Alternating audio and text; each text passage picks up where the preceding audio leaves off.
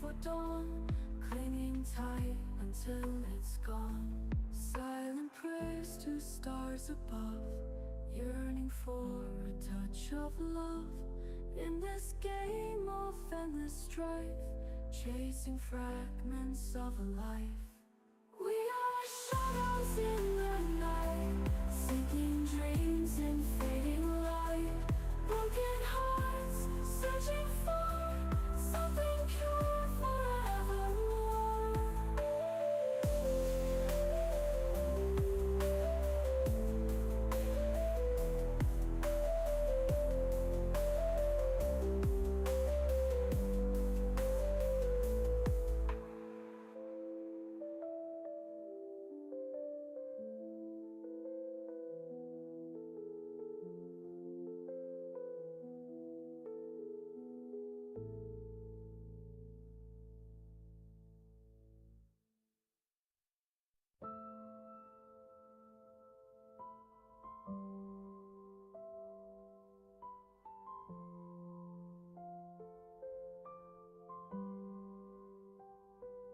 In the storm we wander lost, rust and iron pay the cost. Silent streets where whispers cry, underneath a darkened sky.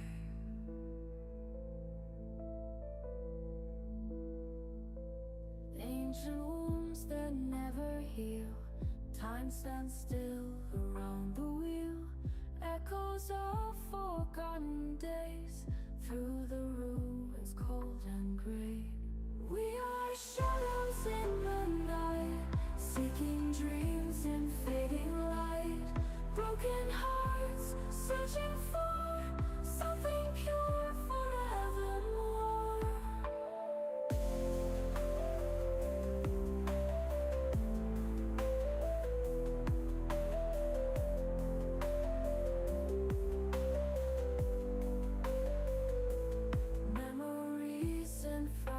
Fall, cries of hope just out of call. In the void we pray for dawn, clinging tight until it's gone. Memories and fragments fall, cries of hope just out of call. In the void we pray for dawn, clinging tight until it's gone. Silent prayers to stars above, yearning for a touch of love. In this game of endless strife, chasing fragments of a life. We are shadows in the night, seeking dreams in fading light. Broken hearts, searching for something pure forevermore.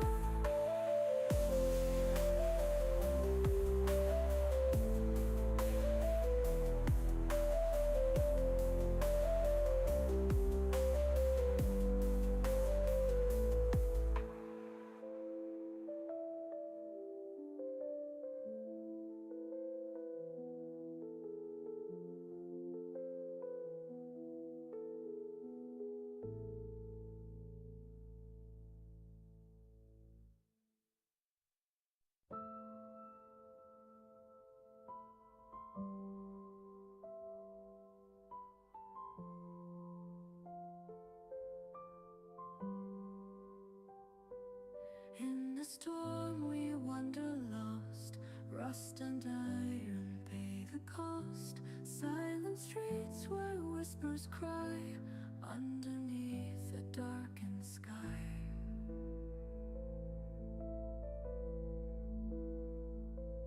Ancient wounds that never heal, time stands still around the wheel. Echoes of forgotten days, through the ruins cold and grey. We are shadows in the night, seeking dreams in fading light. Broken hearts, searching for something pure forevermore.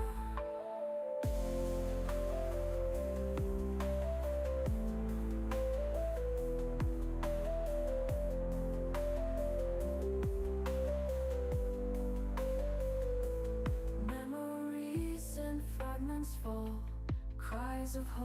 just out of call. In the void we pray for dawn, clinging tight until it's gone. Memories and fragments fall, cries of hope just out of call. In the void we pray for dawn, clinging tight until it's gone. Silent prayers to stars above, yearning for a touch of love. In this game of endless strife, chasing fragments of a life. We are shadows in the night, seeking dreams in fading light. Broken hearts, searching for something pure forevermore.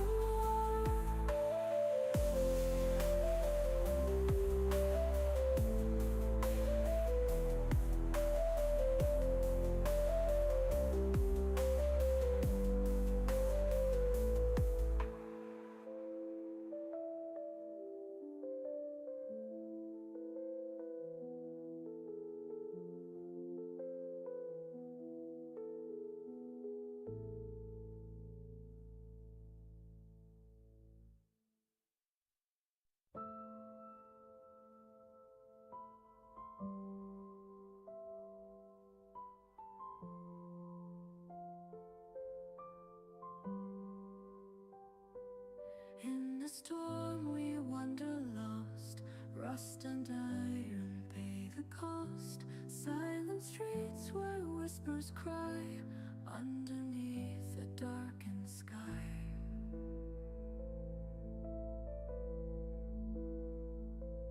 Ancient wounds that never heal, time stands still around the wheel. Echoes of forgotten days, through the ruins cold and gray. We are shadows in the night, seeking dreams in fading light. Broken hearts, searching for something pure forevermore.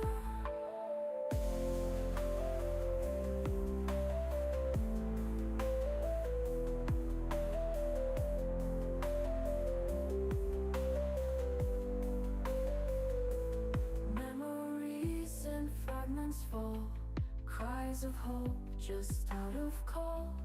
In the void we pray for dawn, clinging tight until it's gone. Memories and fragments fall, cries of hope just out of call.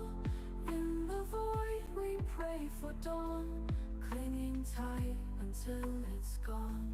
Silent prayers to stars above, yearning for a touch of love. In this game of endless strife, chasing fragments of a life. We are shadows in the night, seeking dreams in fading light.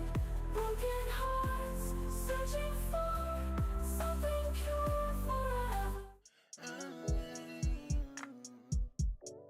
Variety princess, yeah. Variety princess, yeah.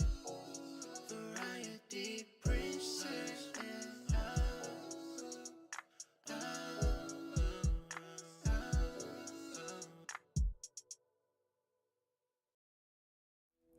Hi everybody, welcome to the stream. I hope you guys are doing well. Happy Saturday, I think. Thanks for the 22 months, Salami. Hi Mookie. Not you being the first person here.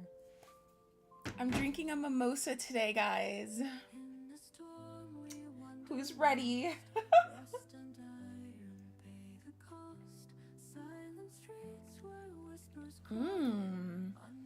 Orangey.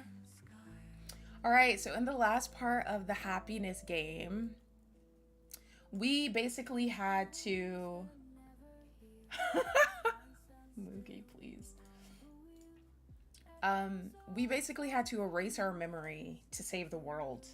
So we don't remember shit. We don't remember that we met our daughter from the future, none of that. So let's see what happens now that we don't remember anything. I opened my eyes. Hold on. Gotta do a lot of reading for this one. I opened my eyes just to find myself staring at a beautiful sunset.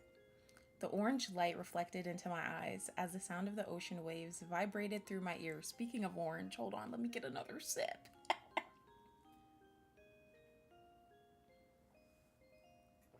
Mookie, you should know what they're full of. My body felt oddly cold. No, cold is not the correct term. Wet.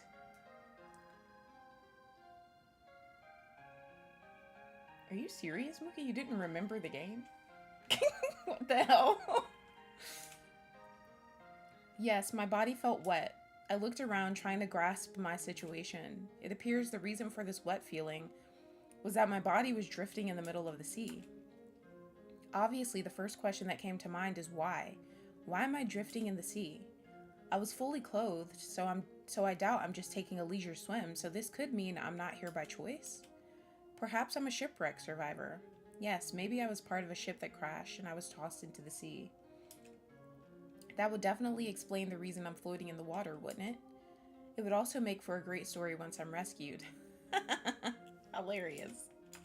But no matter how much I looked, there was no debris or any signs that an accident had occurred. Mookie, please. Please, Mookie. Focus. Focus on the story. I also didn't feel such an exciting story would befit a person like me. After all, I'm a boring person with a boring life. My name is Mookie Styles, just kidding. Being a part of such a thrilling tale is too good for me. I don't deserve it. I don't deserve it at all. My body was extremely weak, but using all of the strength I had, I turned my head to check the view behind me. The sight of a beautiful beach reflected the orange sunset light, giving it a mesmerizing look. I almost wish you could see it, my friend. But right at that moment, a flood of memories rushed through my mind. I remember. Thanks, Mookie, thanks. I haven't had this since college. It's totally new. I remember everything.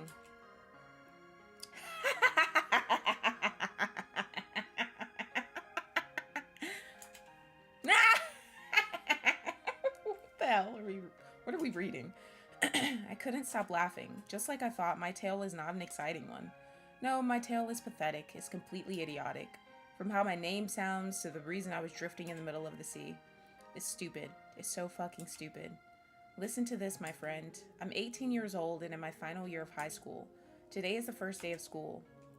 After the end of morning classes, I decided to skip the rest and take a nap at the beach. It seems my old napping spot was not available, so I thought it would be a great idea to just nap at the beach, but this is where the stupid part comes in. That's true, Mookie. It seems that while I was napping, the waves washed over my body, and I've been drifting in the middle of the sea ever since. How fucking idiotic. Have you ever heard of such a stupid thing? I genuinely drifted to sea while taking a nap.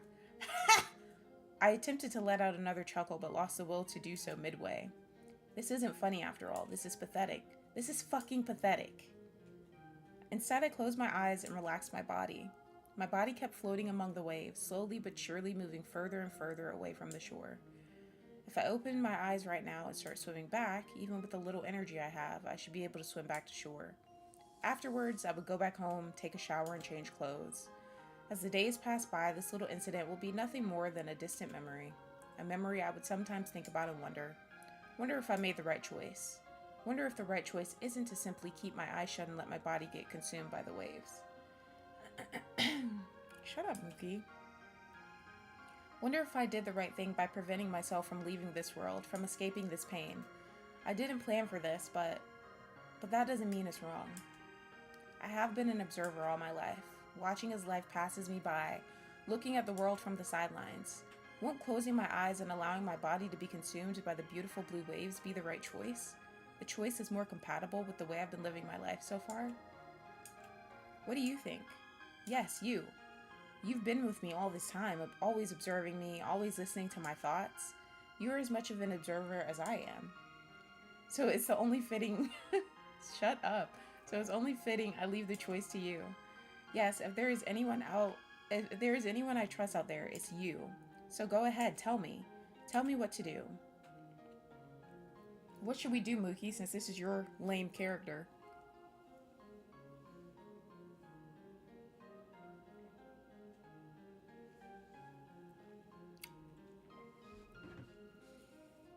I feel like we should obviously open our eyes.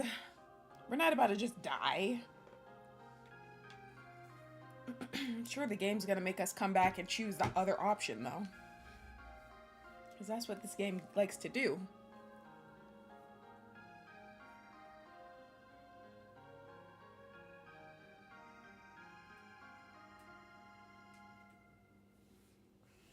Waiting to see what Mookie says. This might take a while. Chat, viewers, everybody in between. He's a bit slow. We should just close our eyes? Okay, let's do that. I relaxed my body, and with it, the last strength I had escaped my body. I had completely surrendered myself to the sea. My body continued drifting further and further away. Wow. Nice job, Mookie. We're dead now.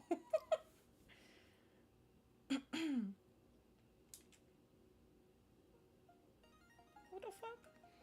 Hello, my name is Destiny. I'm the goddess of bad endings. The reason you are here is because you just hit a bad ending. Let's see what bad ending you've got. Bad end 1, the very first possible bad ending in the story. Well, since it was a very obvious bad ending, I'm guessing you chose it out of curiosity, huh? Mookie, that's funny. You've decided to let the person who called you friend simply drift away in the ocean just because you were curious. Now we're in Japan. You're pretty twisted, aren't you? Hey, Mookie chose this, not me. Huh? What? What do you mean I can't? Seems I'm not allowed to share my personal opinion. Whatever, the point here is that you've reached a bad ending, one of the bad endings that await you. We saw this girl in the last part because she had that frog and shit in her hair. If you're psychotic enough, you can attempt reaching every bad ending there is. I'll even reward you with a special bad ending bonus in the form of unique and interesting information. So it's up to you, human. As a final note, you can also press Control to skip text and fast forward through the game. Now that's done with, you'll be transported back to the start of the game. Off you go, human. Nice job, Mookie. Nice job. Nice job. Oh my gosh, this is crazy. We're literally back at the beginning. Mookie, what the fuck?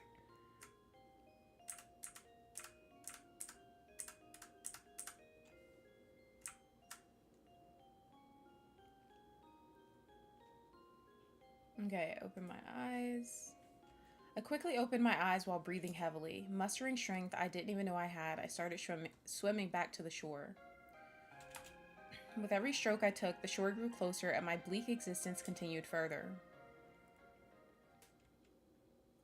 Just blame Brian randomly, he's not even here. 2 months later.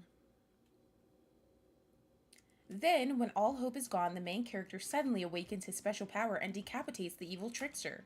The end. What do you think? Isn't this the best visual novel plot you've ever heard? The girl with short hair looked at me with an excited look on her face. It's good, I replied as I continued sipping on my juice box. Her story felt cliche and predictable, but of course I won't tell her that because that will only prolong this conversation. Really? You like it? Then let's make it together. First we create the game creation club and start recruiting a few other comrades, then, no. Huh? I'm not joining any club, not again. I've recently managed to escape that pain of the ass literature club. Mookie. You're being a menace right now. There is no way I'm getting involved in another club, especially not with this weirdo. Who the fuck is she anyway? One day, she just showed up in my lunch spot and started talking to me about visual novels. What a weirdo. But clubs are super fun. Clubs are the best part of high school. I wish she would shut up. It will be so much fun, I guarantee it. Hi, 47. Yes, I did just get out of the shower. How do you know that? I'm creeped out. How do you know that? Hi, Lynette. Welcome in.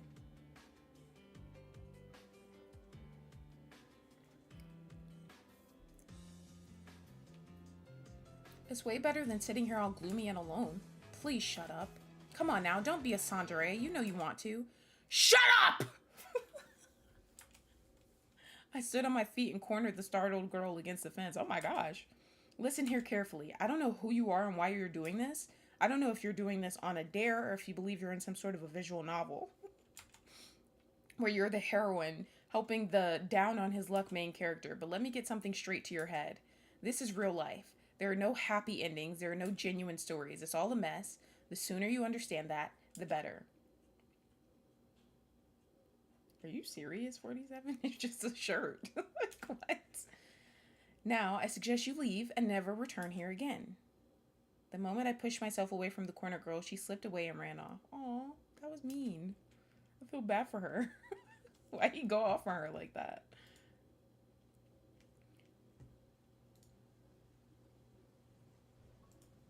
Before I could notice, the fall season was over and we were entering winter. The cool autumn air was now replaced by the cold, harsh winter nights. But besides that, my days were more or less the same. If you're curious about the visual novel girl, she hasn't appeared since that day. Sometimes I would run past her at school and she would either ignore my presence or give me a hateful look. Some of you might be curious about the old characters, people like Hassan and Carmine. Oh gosh, not Hassan, the guy that wants to get STDs willingly. Gah!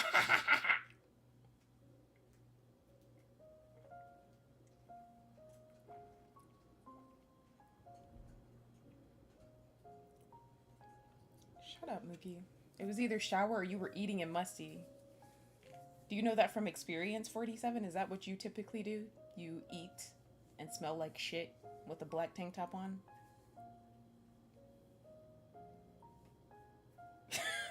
Shut the hell up, 47. You're so irritating. But yeah, what happened to the old characters? Let's see. Well, I haven't spoken with any of them since I left the literature club. Even Hassan, who was originally my classmate, has been sent to a different classroom this year. So if you're here just to see Hassan, then I'm afraid you're out of luck. Damn it. Damn it. Our comedic relief. I let out a long sigh as I continued walking in the rain.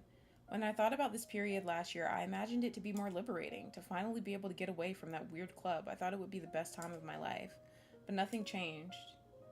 Not him saying, hell yeah. What the fuck? Ew. So after a hard workout where you smelling like shit, you be sitting there eating Doritos and stuff.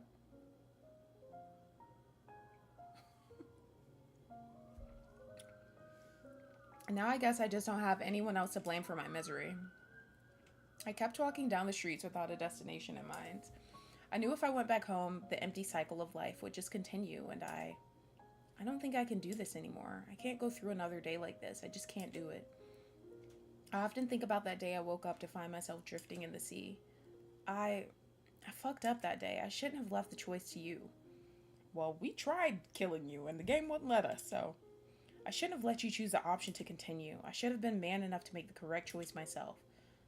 But it's not too late. I can still correct my mistake. I kept my eyes on the traffic lights, waiting for that beautiful color to change. The moment it does, I will take a single step forward, a step that will set me free for all eternity. Hell yeah, I would never get on camera in a black tank top. So you be behind the scenes smelling like shit in your black tank top. You don't get on camera doing it. I feel you. I feel that. This guy is super depressed and suicidal. This is... I don't know what to... I feel awkward. A step that will correct all of the wrong, destructive paths I walked on. Any second now, the color will change. My eyes kept staring at the beautiful green color when suddenly it changed to a bloody red light. I took a step, breathed, and stepped forward into the upcoming traffic. But then someone grabbed my shoulder from behind. I quickly turned around to face this rude person. To face the person standing in front of my freedom. Oh, that's his daughter. That's his daughter. I know a certain little girl who would be heartbroken if she saw this. Carmine? No, she looks a lot like her, but it's not her. A little girl you often preach to about being strong and about always standing up to your problems. Who are you? A little girl who promised to always be there for you, even if the whole world turned its back on you. She promised to forever be there, to forever stand by your side. The moment the orange-haired girl said that, she suddenly came closer to me and wrapped her arms around me. So please don't die. Please don't leave, Dad. The hell? I'd be like, bitch, back up.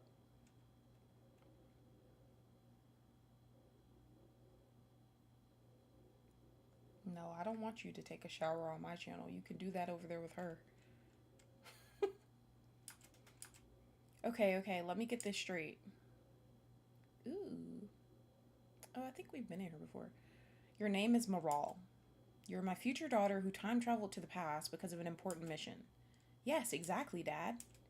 Look, girl, I know how things must have seemed back at the crosswalk, but I assure you I wasn't trying to hurt myself, so there is no need for you to put on this weird charade. This again. You really are a hopeless person, Dad. Huh? Luckily for you, your daughter is a very dependable girl, so this time I came prepared. What are you talking about? Instead of going through the whole long process of convincing you, I brought something that will accelerate things. Hee hee. She has a weird ass sunburn. I feel like those are just shadows, but maybe you're right. The moment Moral said that, she brought out what looks like a weird pistol and pointed it at me. Hello? Wait, what are you doing? This is the TSR version 3. It will help restore your memory, so don't move. No, hold up, let's talk about this. But before I could say anything else, the weird girl pulled the trigger. What the hell? Well, I didn't think he was going to get his memories back this fast. This is much quicker than I thought. Who the hell is Maruru? Or Mereru? Hello, my name is Mereru. I'm the goddess of memories, hee hee. Don't be startled, human. The reason you're here is that your cynical friend is currently recovering his memories. The device Moral has used called TSR, and it can transfer memories over time. Is called TSR, and it can transfer memories over time and space.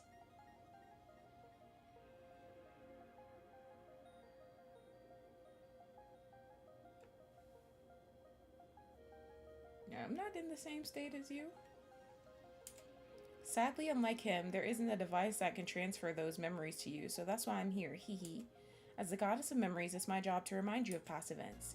To you, those events are better described as the events of the 2 previous happiness games. If you have played Happiness 1 and Happiness 2 and still remember those events, then my help won't be necessary. But if you never played those previous games or would like a reminder of what happened, then that's where I come in. Anyway, I leave the option to you, human, hee hee. Okay, let's just hear a recap, so Mookie can remember. Okay, I shall recap everything. Everything started with this game, Happiness 1. Happiness 1 is a very heart-driven, time travel-based story. The hero, an average 17-year-old high school student, is going through life as a mere observer. But then one day is faced with the mysterious disappearance of a volleyball club member. At first, he doesn't get involved and continues with his aimless observer life. But then, Carmine, the president of the literature club he is forced to attend, convinces him to help her, and the two of them start investigating the incident. Eventually, the main character does find the missing girl, but to his surprise, she turns out to be his future daughter who came from the future.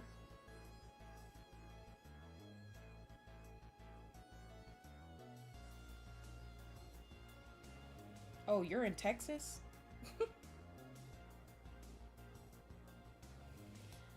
No, I won't, Mookie. This isn't even that high in alcohol percentage.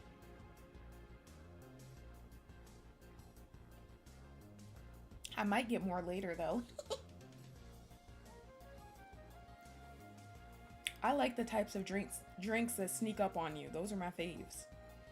Eventually, the main character does find them. Oh, we already read that. The future daughter is called Moral. Yes, the same girl you've just met. Moral claims she traveled back in time to stop an interdimensional criminal who was trying to destroy every world and timeline in existence. Not believing her story at first, the main character slowly but surely starts coming around, but before he can do anything about it, Moral is kidnapped and the hero meets face to face with the criminal she spoke about. A suit-wearing weirdo calling himself Butterfly. Oh yeah. After a quick fight with the Butterfly, the main character is left on the ground unconscious. If only the main character were a shonen protagonist, then he might have channeled the power of friendship and defeated the villain. Oh, Nightbot didn't like that you said shot.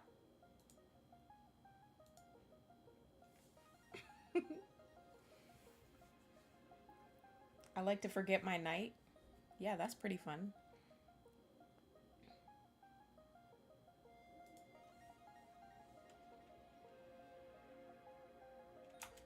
But this isn't a shonen manga, and the main character doesn't have friends anyway. Okay, moving on. The main character wakes up and demands answers from his daughter, insisting he cannot accept this dangerous situation she is in. Moral then explains everything about the existence of parallel worlds and about the butterfly's plan of destroying them.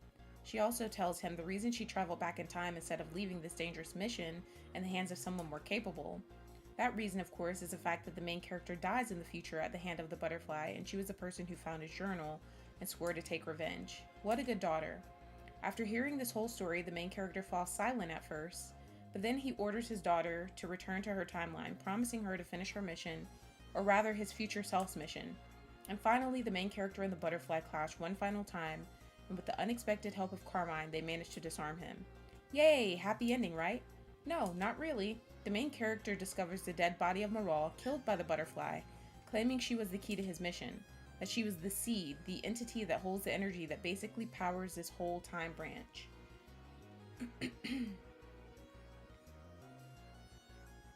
No, you're not coming to see me?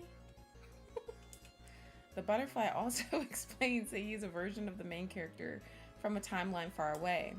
So the main character and the butterfly are kind of the same people in a way. I'm glad she's giving this recap because I forgot all about that. The main character, seeing his daughter's dead body, loses it entirely and kills the butterfly with the same knife the latter used to murder Moral. And eventually the hero and Carmine leave the place and start wandering as they wait for their timeline to collapse. With the impending doom, Carmine finally finds the courage to express her feelings to the main character. So cute, Carmine-chan. It only took for the world to end for you to overcome your tsundere tendencies. Anyway, as a final act of desperation, the main character falls to his knees, begging whoever can hear him for one more shot. No, 47. You'd end up as Scares. What? One more shot to rebuild the timeline, to give his daughter a world to live in and for his daughter to exist again. And surprisingly, his wish comes true. The timelines are rebuilt once again, and the game ends with the main character and Carmine dating. Both are waiting anxiously for the day they will be reunited with their future daughter. The end. Pretty interesting, huh? This game did surprisingly well with your fellow humans. It was the most well-received game in the series before a certain death game came along. Oh, I know what she's talking about. Anyway, let's jump to the second game in the series. Yes, Happiness 2 is a direct sequel to the first game. The events of this game take place a few weeks after the first game. The hero is now in a state of limbo, forever waiting to see his daughter again, but of course he knows that won't happen until she is born in the future, so he spends his days idly waiting. This sequel is split into 3 routes: the Otaku Girl route, Dina route, and finally the Carmine route, the true route. In the Dina route, you get to know Dina, the childhood friend of the hero. She tries to get him to join the science fiction club, a weird club led by a weird person calling himself Tuck. Eventually, the hero discovers that Tuck was sent back in time to meet him and explains that the world is collapsing. Ever since the hero killed the butterfly and became the new god, the world has faced a huge imbalance. An imbalance that would break the world and every other world out there in a few days. Then Tuck gives him a choice. Either he rebuilds the world again and continues to do so every few weeks until the end of time, or he hands over his power to Tuck, who promises him to create a world that will never fade. In the end, after hearing his childhood friend confess her feelings to him, the world ultimately collapses. The hero refuses to hand over his power to Tuck, and the cycle of destruction and construction continues until the hero passes away from old age. Quite the grim ending, huh? I suppose it's good that it's not the true ending of the story, hee hee. Okay, moving on to the second route, the Otaku Girl route. The hero agrees to join the Otaku Girl in her childish investigation into the disappearance of many people in the world. And following a string of half-truths, the amateur, anime-loving detective stumbles into something. She discovers the existence of an entity called the T's, a collective existence that roamed the earth since the dawn of time. It's not root. I mean, I always felt that word was interchangeable, honestly. The dawn of time. Hee hee, see what I did there? Clever, huh? Anyway, while investigating together, the Otaku Girl finally gathers the courage she needed to confess her hidden feelings to the hero. Geez, how many girls are in love with a guy? Seriously. Anyway, before she utters her confession, a certain familiar person appears and wipes her out of existence. That person is, of course, none other than Tuck, better known as the collective existence T's. He explains that he divided himself into multiple versions of himself, each version tasked with finding a way to reclaim the hero's power. This timeline's Tuck tries a more radical approach and kills the hero without hesitation. The end. Pretty brutal, huh? And I thought the previous route's ending was bad. Anyway, let's talk about the true route, the Carmine route. The new couple is awkwardly hanging together when Carmine suggests they should go on a date. The hero agrees after being pressured by his sundry girlfriend, and they go on a lovely date. They even kiss at the end. Young love, am I right? What? Just because I look this way doesn't mean I'm a child. I'm a 3,000-year-old goddess, by the way. Are you surprised? Well, not as surprised as the hero and Carmine when they learned from a mentally exhausted Tuck that they have been repeating the same week for the 7th millionth time. Yes, it seems this timeline has somehow been disconnected from the time branch, and the week just keeps looping. Carmine and the hero sit around waiting for this timeline to loop back again. The hero shouts in anger, questioning the reason their timeline was the only one cursed by this. Carmine, on the other hand, is calmer. She confesses how happy she is to be able to spend the final moments of the world with the person she loves most. How grateful she met the hero. How he was the reason she created the literature club and forced him to join it. How is he everything to her? And before the timeline collapses, Carmine expresses her true feelings once again. So cute, but since 2 other girls have already confessed to him in other timelines, Carmine is a bit late. So get in line, Carmine-chan. Anyway, the timeline is then wiped out. But instead of letting the week loop back again, the hero decides to just let it end, even if it means the end of his existence and everyone he loves. The end. Haha, just kidding. Moral suddenly appears before the hero and explains the true reason the timelines are collapsing. It's all because of a simple mistake. A mistake that was made out of love. The reason this whole thing is happening is that the hero refused to delete memories of the future. More exactly, he refused to delete the memories of his daughter Moral. How he feared doing so will make him and Carmine drift apart and cause Moral not to be born.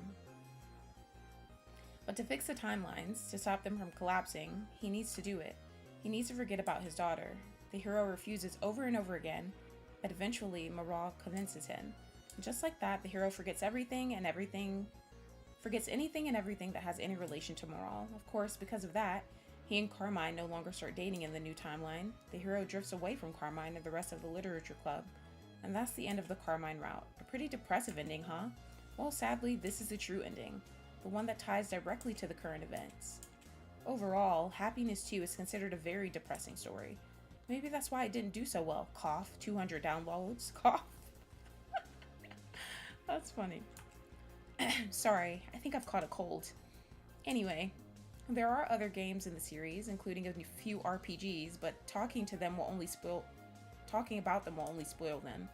And well, I'm the goddess of memories, not spoilers. Hee hee. Brian can't relate. Okay, this is about it. Did you get all of that? Do you wish you had played the games yourself instead of listening to me? Well, too bad, human. I mean, I did. I just needed a recap. I'm afraid real life doesn't have a load button. Well, unless you hit your head so hard that you lose your memories of my recap. In that case, you will have a redo, I suppose, but you will probably have brain damage as well. Anyway, my job is done. Good luck, human. Mareru away. Oh, we doing the old look like a little girly, but I'm 3,000 years old, so it's okay to think things about me then. Ew. Ew.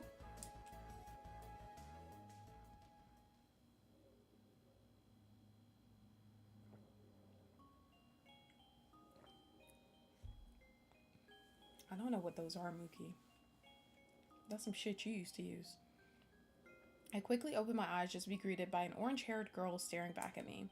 Wait, this isn't any girl. She's Mabral? Yes, Dad. It's you. It's really you? Yes, Daddy, it's me.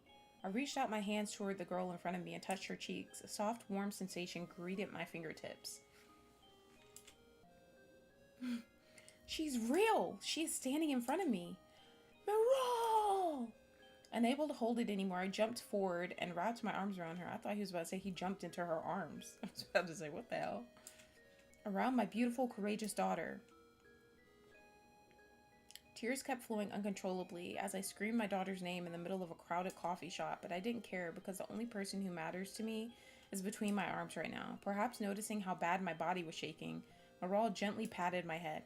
Hush, Daddy, hush. You're not alone in this world anymore. Maral's words filled my heart with such warm emotions I haven't felt in a really long time. Perhaps fearing she would just disappear if I let go, I continued to hold her between my arms for a very long time. So long, in fact, the coffee shop manager asked us to leave because we were disturbing the other customers. I suppose in the eyes of others, we were just a high school couple acting dramatic for the sake of attention. Little do they know. After exiting the coffee shop, we were outside once again. That manager was so rude, he didn't need to kick us out just for hugging. The people in this town are so afraid of showing their feelings to each other. Dad, are you okay? Yeah, I just feel like so many lost memories are flooding my brain right now. I can't believe I forgot all about the events of last year. But more importantly, I can't believe I forgot about you.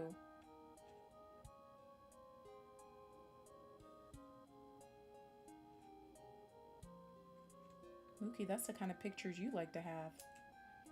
There was no other choice, Dad. Deleting your memories was the only way to save the timelines. If that's true, then what about now? Are the timelines in danger again because I recovered my memories? No, don't worry about that. We've managed to fix that problem in the future, so the timeline's balance will be fine. Really? Moral gave me a nod, but I could feel something was really off. My head is filled with so many questions, I don't know where to start. I understand, Daddy, but there's no need to rush things. I'm sure with time you'll be able to adjust to all of this, so for now, let's just focus on getting you home. Home? That's right, it's almost midnight. Alright, let's go back home. So he's about to take a random ass bitch in his house? I mean, I guess she's not a random bitch, it's his daughter, but his parents don't know that. Aral and I continued walking down the road.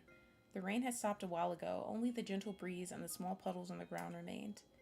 I took the long silence as a chance to clear up my foggy head, for you see, the last time I've seen Aral was last summer, when I had to remove all memories of her. Ever since that day, it seems I've been living my life like nothing ever happened. It's so strange. I feel like I've been living a fake life. I know, I'm not a fan of her name. I don't know why.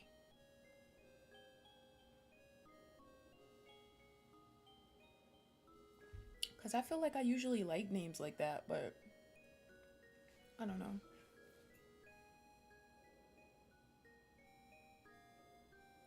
Hold on, guys.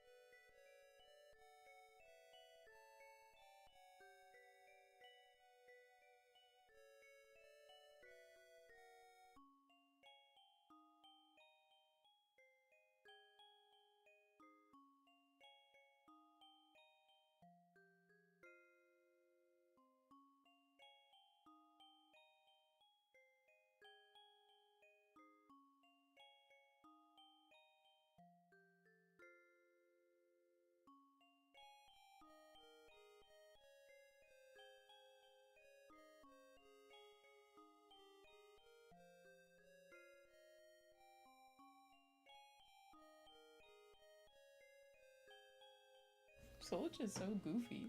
He's like, now you called me back. I'm streaming. Like, what?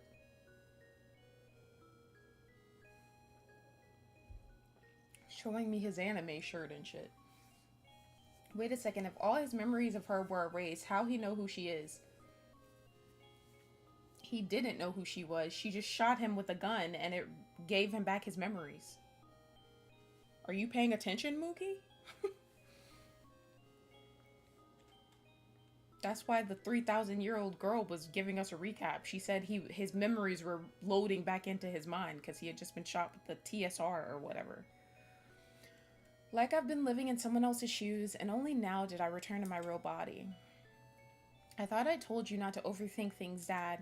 You have such a serious look on your face right now. I'm sorry, I can't help it. I feel like I was in a long coma and I've just woken up from it. That's exactly why you need to not think so much about this. Memory transfer is an invasive procedure. You need to take things slowly. I understand, but can you at least tell me why you traveled to the past again?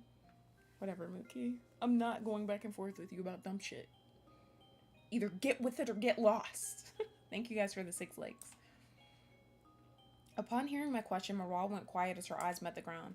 I mean, the last time you traveled back in time, it was because someone was trying to destroy the world. Is something wrong going on again?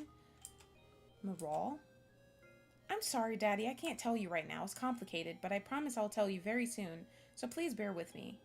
I was going to push the subject more, but Maral's smile, a smile that hid so much pain and suffering, made me hesitate. So instead, I chose to remain silent. We continued walking down the road in silence. Only the sounds of our footsteps echoed in the empty streets. Ooh. After walking for a few blocks, we finally reached the street I live in. But then all of a sudden, Maral stopped and gave me a warm smile. I'm afraid this is where we split up for the night, Daddy.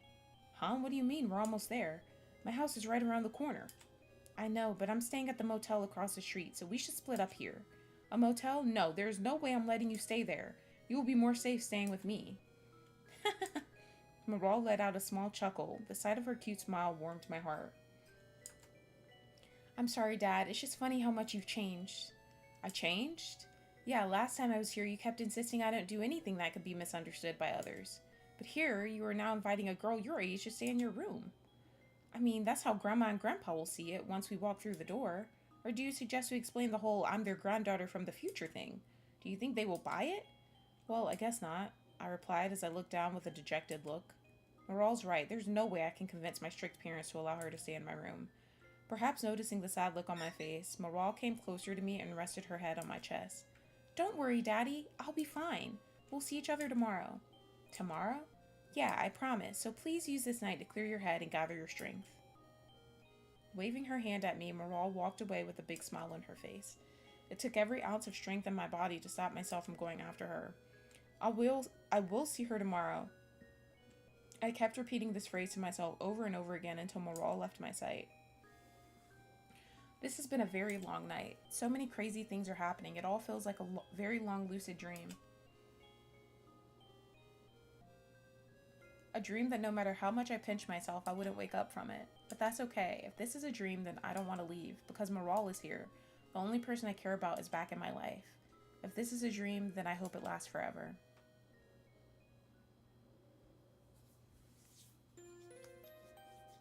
Good morning, Daddy. Not so loud, Maral. The neighbors could hear us. Said the guy who invited me to stay the night yesterday. She got me there. I let out a long sigh, perhaps to hide the immense joy I was feeling seeing my daughter in front of me again. Everything that happened last night was real. Maral is back. She is really back. No, I shouldn't smile. I shouldn't jump in joy. Call me crazy, but every time I show my happiness to the world, every time I smile, the world would punish me for it. Almost like life is waiting around the corner looking for any signs of happiness that could be stripped away. So I shall not show my happiness. I shall not alert the world that right in this moment I'm the happiest man in the universe. I shall not smile. By the way, when I knocked on your door, Grandma answered. That was the first time I've seen Grandma as a young woman. She is really beautiful. Did you say anything to her? Of course not, but she grilled me really badly though. What do you mean? She wanted to know what kind of relationship I have with you and questioned me like I was a criminal or something. She is really overprotective of you, isn't she? Yeah, something like that. Mom has always treated me like a little kid, so I suppose she found it odd that a girl was asking for me. I mean, the only person who ever came to my house was Dina, and that was a very long time ago. Anyway, we should get going before we are late. Where are we heading, Maral? Hi, Nocturne. Welcome in. Duh, to school, obviously. School? Shouldn't we focus on whatever reason made you travel back in time?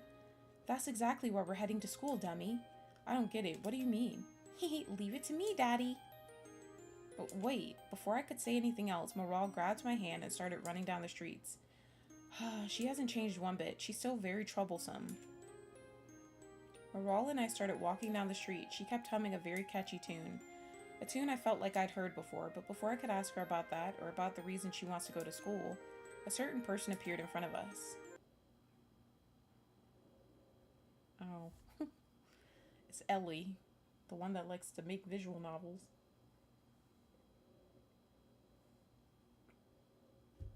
I really wonder who this girl is. What is her importance? Because she wasn't in the other stories from what I remember. Who was that? Why was she looking at you like that, Dad? It's a long story. Very suspicious. Are you cheating on Mom? Mom? Oh, you mean Carmine? I can't believe I'm only realizing this now, but before our memories were wiped, Carmine and I were dating. We even confessed our love to each other at one point, but that's all gone now. Marwal, I don't know how to say this, but Carmine and I are not dating anymore. I know that. Huh? You two lost the memories of all the time you spent together last summer. I know, I thought, I was kind of thinking the same thing. Like, damn, she just called her dad dummy. Memories and feelings are often tied together, so it makes sense. But that doesn't matter now because you got your memories back. You just need to run toward Mom and profess your love to her in front of the whole school. Mom will be so touched you will blush like a strawberry and try to run away, but you will grab hold of her. You will corner her between your arms and passionately kiss her until she starts kissing you back. I don't know about this one, Moral. I'm pretty sure what Moral described would qualify as sexual assault. You need to be more assertive, Daddy. If you don't, your cute daughter won't be born in the future, Moral said as she shot me a pitiful look. After that weird encounter with the visual novel girl, Moral and I continued walking until we reached a long corridor. I could notice a few students staring at us, but I was more interested in the reason Moral insisted on coming here. So what now, Moral? Why did we come here? It's almost 8 a.m., so I'll say it's time we take our seat. But before I could finish my sentence, Moral went inside my classroom humming that same catchy tune. What is she thinking about? This is very confusing. Pushing my thoughts aside, I decided to follow after my daughter. Inside my classroom, it seems most of the students have already taken their seats.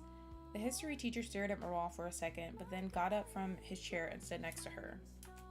Excuse me, everyone. Can you take your seats, please? This time, though, he was looking at me. Having no other choice, I decided to walk to the back and sit at my desk. Thank you. So today we're having a new transfer student joining our ranks. Please introduce yourself, young lady. My name is Moral Law. I transferred here to be near my father. Okay, for a second I was like, why the fuck would she say that? But they're gonna think she actually transferred to be near someone outside of the classroom, like an actual dad. My hobbies are reading science fiction books and traveling to exciting places. It's very nice to meet you all. Moral introduced herself with a cheeky smile on her face. In response, the whole classroom went into an uproar. I could hear most of the guys saying how cute she is and proclaiming dibs. Assholes, I'll kill them all! Meanwhile, the girls were also excited that a new girl was joining the class since the majority of students here are males. Thank you, Moral. Please feel free to sit wherever you want. The moment he said that, Moral walked a very straight line and sat at the desk in front of me, ignoring everyone else who was inviting her. Moral, perhaps you will be more comfortable sitting in the front with the rest of the girls. No, this is exactly where I belong, Moral declared as she locked eyes with me. The rest of the classroom fell silent as they turned their attention toward me. I know I said it before, but my daughter is really, really troublesome. Shit's awkward if you ask me, but hey, what do I know? I don't have any kids from the future or in the present. It felt like mere seconds, but the first half of morning classes was over. It was now 10 a.m., break time. That history lesson was very boring. I never understood why people cared so much about World War II. World War III was much more interesting. Oh my gosh, don't say that. Don't say that.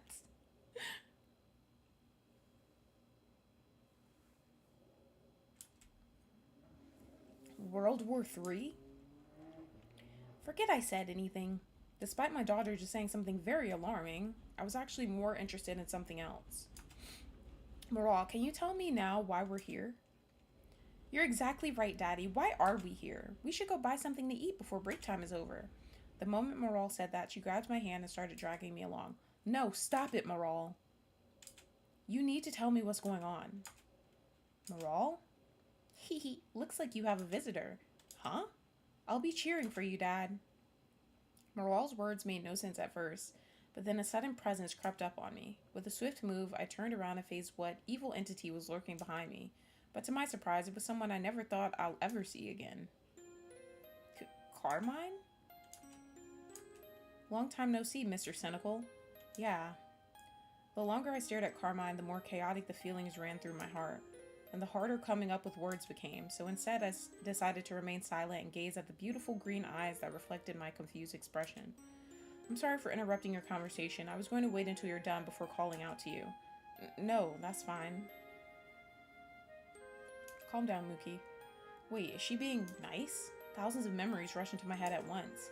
All of the happy moments we had together, that date we had at the pastry shop, the sad, devastating goodbyes we said to each other every time I fucked up and cause the end of the world. The weird, awkward interactions we had at the literature club. Most of these memories were wiped clean after the events of last summer, but now they're back. They're all back, but only to me. For Carmine here, those events, those memories never happened. She is cute, by the way. Huh? The girl you were talking to just now, she is very cute. I've seen you two come to school together this morning.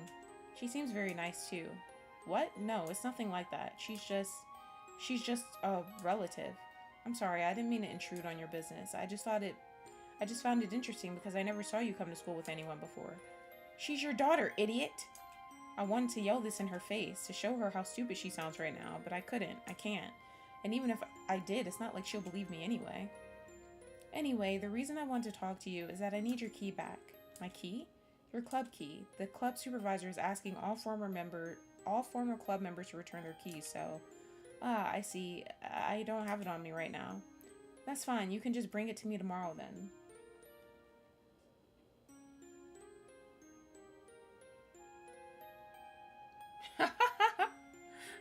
A very bad, greatest ever evil thing that grew from despair. No.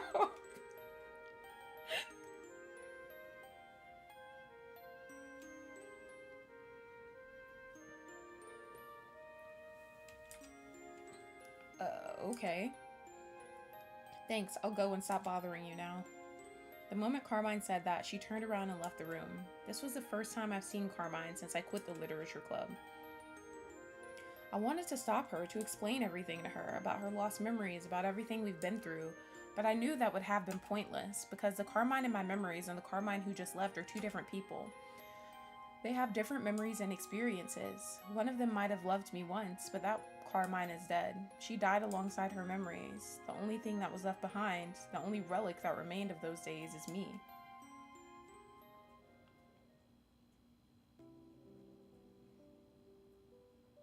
That's what your dad taught you, Mookie?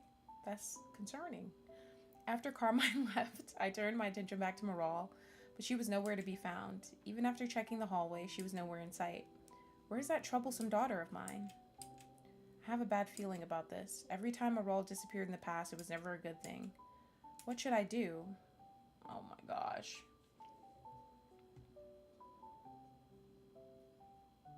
Ask students. That's right, searching around aimlessly is not going to work. Moral has a very distinctive appearance. I'm sure someone must have seen her. Let's try asking around. Looking around, I found a group of girls chatting together. I often see this specific group hanging around, so maybe they've seen something.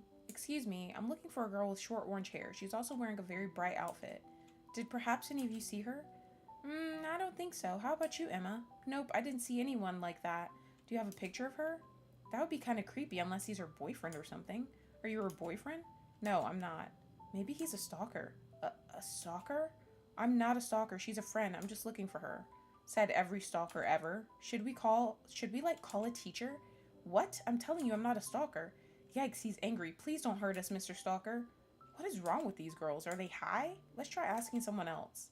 Looking around me, I decided to ask a guy who was leaning on the wall. Excuse me. I'm looking for a friend of mine. She has short orange hair. Oh, you're talking about the new transfer student in classroom 15, right? Yeah, exactly. Have you seen her? I did. She just walked past me. Can you tell me where she went, please? Now, my friend, as much as I appreciate your good taste, I already called dibs on her. What? No hard feelings, dude. You just weren't fast enough. The new transfer student is all mine. Sorry, dude. I reached my hands and wrapped them around his skinny neck. I'm warning you, stay away from her. Let go of me, psycho. What the hell is wrong with you? Now tell me where she went. I don't know. I heard her asking around for the location of the vending machines. That's all I know, I swear. The guy turned around and ran away while massaging his neck. The vending machines? That's right. Moral did suggest we go buy something to eat. Okay, let's not waste any more time.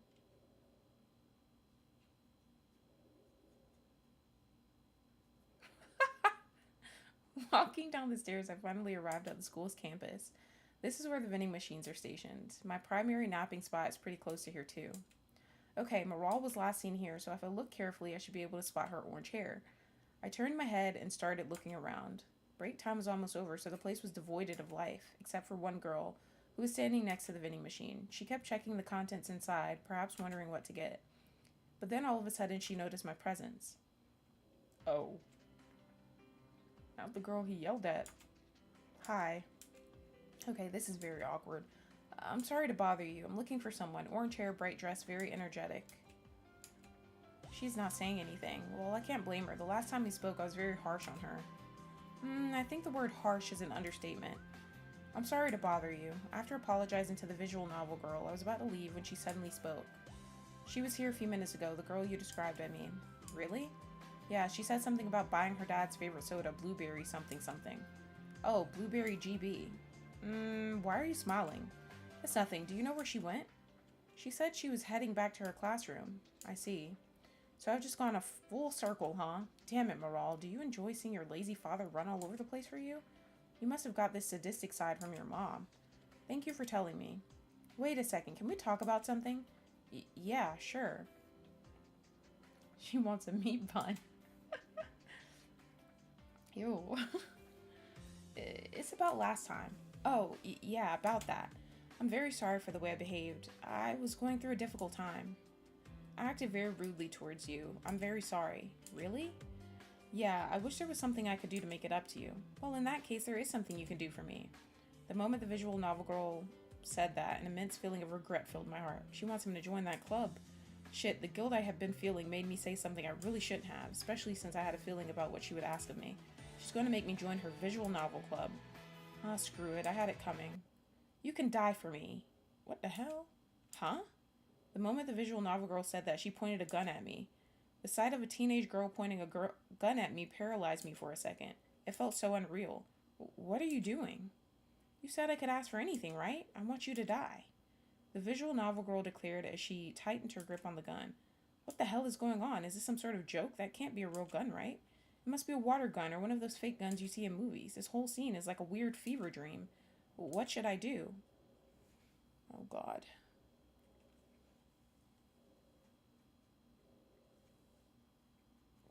I guess try to reason with her. She's just gonna shoot you in the back. Look. Oh, well, never mind. A warm sensation suddenly spread through my chest. I looked down just to gaze at a horrible sight. I was shot. She shot me. The moment this thought ran through my head, all strength left my body and I fell to my knees. No, this can't be happening. Not now. Please, not now. I've just got my daughter back. Please, I need more time. I lifted my gaze to the girl who shot me. She gave me one last pitiful look and said, "So you were fake after all." She then pointed her gun back at me. "Don't worry, usurper. The rest of this world is soon going to follow you to the village." What? Nothing but darkness after that. Well, I guess this is a bad ending here. My name is Destiny, and I'm the goddess of bad endings. The reason you're here is that you just hit a bad ending. Now let's see what bad ending you've got. Oh, bad end too. Let me guess, you actually thought you could reason with the crazy girl pointing a gun.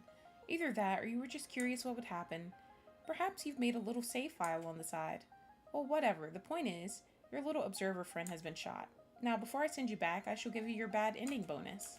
Did you notice just now that I said your observer friend is shot instead of dead? Meanwhile, if you've seen bad end 1, I use the word dead. What do you think is the reason for that? What's the difference between bad end 1 and bad end 2 in your opinion? If you can figure out the answer to this question, then congratulations, you just figured out one of the biggest twists in the story. If not, then I guess you will just have to wait and find out, huh? Maybe triggering more bad endings to receive their bonuses will help. If you don't mind putting your observer friend through more painful situations. Alright, discussion time is over. You shall be transported to the start of the story. If you have a save, make sure to load it and pick the other choice. Otherwise, keep pressing the control button on your keyboard to skip text until you reach the point you left off. Up you go, human. Oh my gosh. This is some crazy shit right here. Well, time to speed through the whole story.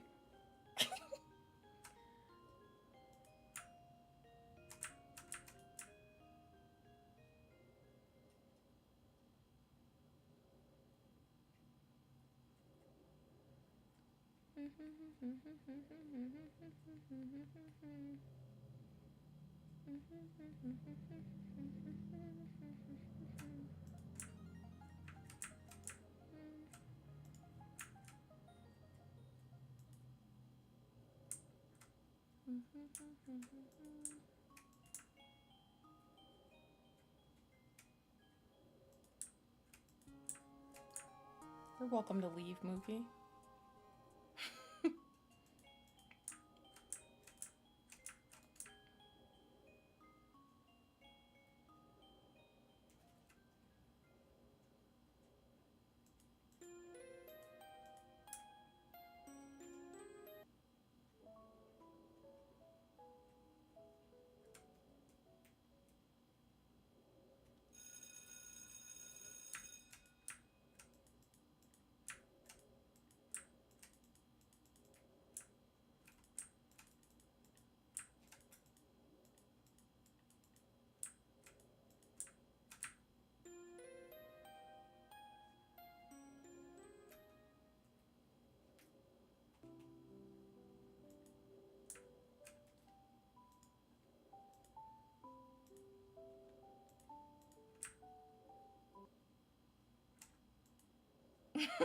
What else? Nothing.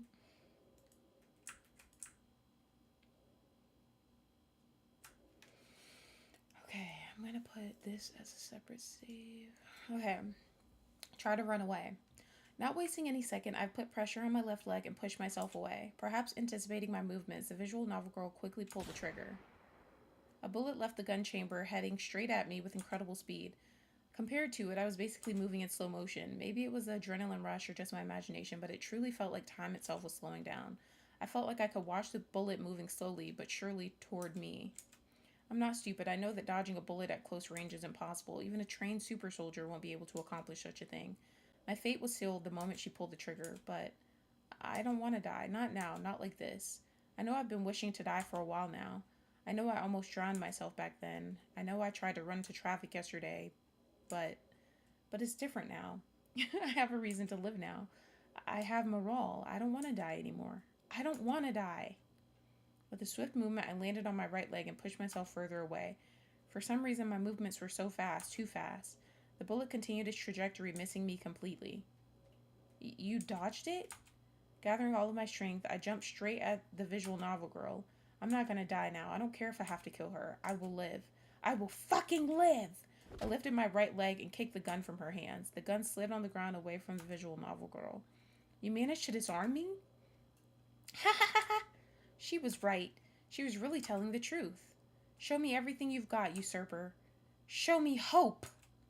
The moment the visual novel girl said that, she came closer to me and threw a punch straight at me. Her arm moved in slow motion and I easily avoided it. I quickly went for a counter and punched her straight in the gut. Ugh! The visual novel girl backed away and held her stomach in pain. Not only can you manipulate time to dodge, but you can also accelerate it to increase the damage when you hit. You're as impressive as she made you to be. What the hell are you talking about?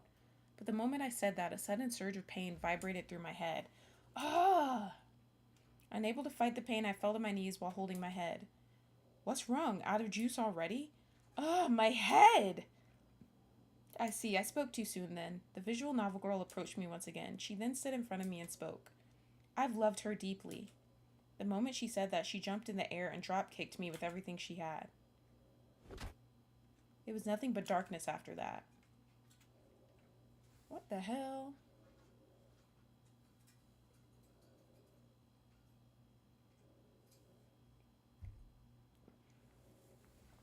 Duh. Daddy! Daddy, please open your eyes. Morale? Daddy, are you okay? Yes, it's nothing, Morale. I was just taking a nap. Liar, liar. Daddy is a horrible liar. You're all beaten up. Oh. Busted, haha. Don't laugh. This isn't funny. You're hurt, Daddy. You're hurt very badly. Morale continued sobbing after that as she tried to call an ambulance. Watching her fluster as she tried to remember the emergency number was very cute. I wonder if it's a different dial in her timeline. An immense feeling of joy filled my heart, a feeling that overshadowed the pain that vibrated through my head. Because Morale was safe, my cute, energetic daughter was okay. Your dad is not completely hopeless after all, Morale. He fought very hard to stay alive, to stay with you. You can now be proud of me, Morale, so please stop crying. Stop crying and look at me. Look at me and give me a big, energetic smile. If you do that, I'll jump on my feet right now and do 50 push-ups, so please stop crying. Stop crying, Morale. Before I could utter any of these thoughts, my mind slipped back into obscurity.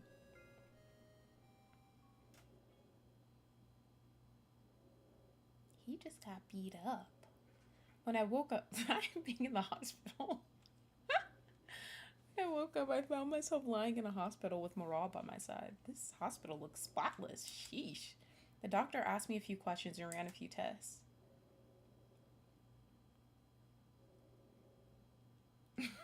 Shut up, Mookie. Hi, Jason. Welcome in. Luckily, they all came out okay. So I was left under surveillance for 6 hours. During this time, I've told Morale everything that happened with the psychovisual novel girl. Thanks, Jason. You too. You're still hurt, Daddy. At least remain here until morning. You heard what the doctor said. I'm free to go. But, Dad...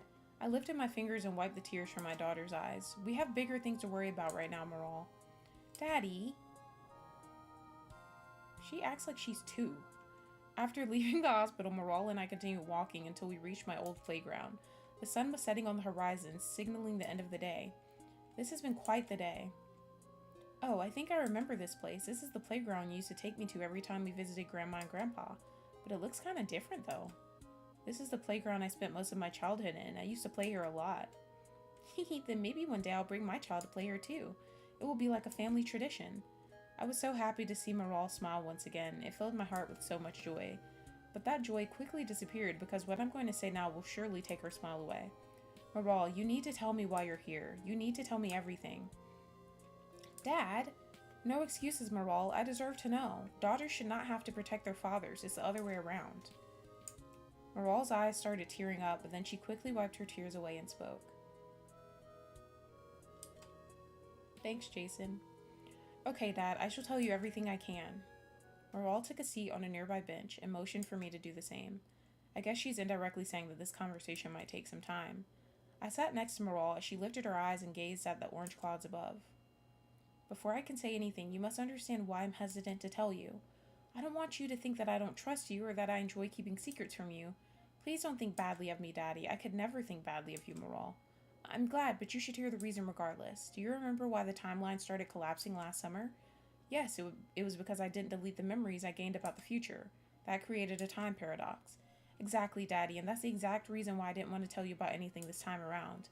But you said this problem was fixed in the future. That's why you gave me back my memories using the TSR, right? Well, it's more complicated than that. We didn't figure out a radical solution, but rather we figured out a way to measure the timeline's instability. What do you mean? In the future, with my help and the help of Aunt Naz, you will manage to enhance the TSR version 2. This is the TSR version 3, and among its new features is the timeline's instability meter. Wait, who's this Aunt Naz? Don't worry about her, she's just a person you will meet in the future. The point is, thanks to this new function, we can now determine how much information we can bring to the past without causing a collapse. Look here, Daddy. Maral took out the TSR device and showed it to me. Do you see these numbers, 0.56? Yeah, what do they mean? Each time you bring information from the future, it increases depending on the effect of that information.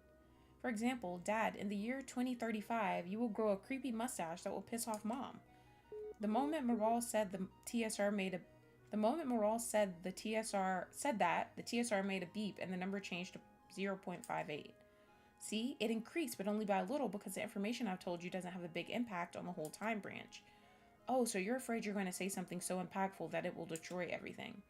Yes, if this number surpasses 1.00, this timeline will become unstable and then collapse, causing the other timelines to do the same. And before we know it, the events of last summer will repeat themselves. Maral? Yeah? How much did recovering my memories affect this meter? Not by much. How much? Maral, 0.5. What? So before I recovered my memories, it was just 0.06? But why? Why would Maral give me back my memories if it has such a large impact? Does she not anticipate this high increase or...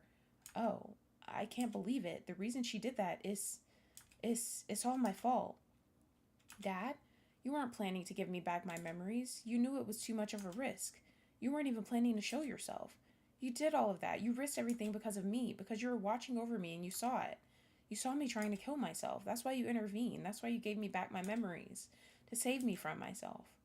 Daddy, I lifted my hands and rubbed my face. Not only did I live a pathetic existence, but I endangered the life of my daughter once again. God, every time I feel like I'm someone worthy of living, I get reminded of how pathetic and useless I am. Daddy? I lowered my head, looking down at my fist gently resting on my legs, and before I knew it, warm tears started running down my face and gently falling on my hands. I'm sorry, Maral. I haven't been a good father. I got you to dangerously travel to the past not once but twice now. You were killed in the old world because of me, and even after I recreated the timelines, I fucked things up and once again needed your help to fix my mistakes. Even right now, you are back again, traveling to the past in a dangerous mission, and I'm back again fucking up things for you. I've always known I was a horrible person. I was blessed with life and good health, but pissed everything away, observing life passing me by. But I figured I was at least only harming myself in the process, but I wasn't putting my own teenage daughter through hell. I'm not just a shitty person, I'm a shitty, worthless father too. I'm sorry, Maral. No, stop. I'm sorry. Stop it, Daddy. I'm sorry, Maral. No, please. I'm sorry. Stop. Don't say such things about my father. Stop calling yourself worthless. Maral, right now in the future, there's a big war going on, a war that will determine the future of humanity. And leading humanity is none other than you, Daddy. You're the sparkle of hope. Everyone believed in you and chose you to lead them to salvation. And you know what? Right now, we're winning. Humanity is seeing a light at the end of the tunnel. Everyone is starting to smile again. This is why a group of evil bastards calling themselves the existentials traveled back in time. They've come to this timeline. They've come looking for you. They want to get rid of you. This is how much they're scared right now. How much they fear you because they know you. Because they know that as long as you're alive, humanity will never fall. She's telling a lot of information about the future. You're not worthless, Daddy. You're the beacon of hope for us all, but most of all, you're my amazing father. You're the father every girl wishes for in this universe and every other universe that exists. It sounds like the gun is beeping a lot. I love you so much, Daddy. Every time Maral spoke, the TSR made a beep. I couldn't see the number it displayed, but I was sure it increased, which means everything Maral spoke just now was authentic information from the future. I approached my daughter and wrapped my arms around her. I felt that if I didn't do this, she would stop revealing information about the future. Much like her hopeless father, when it comes to someone she loves, everything else takes a back seat. Mookie, not you laughing. Even if that means sacrificing the world in the process. Not you laughing at his tears.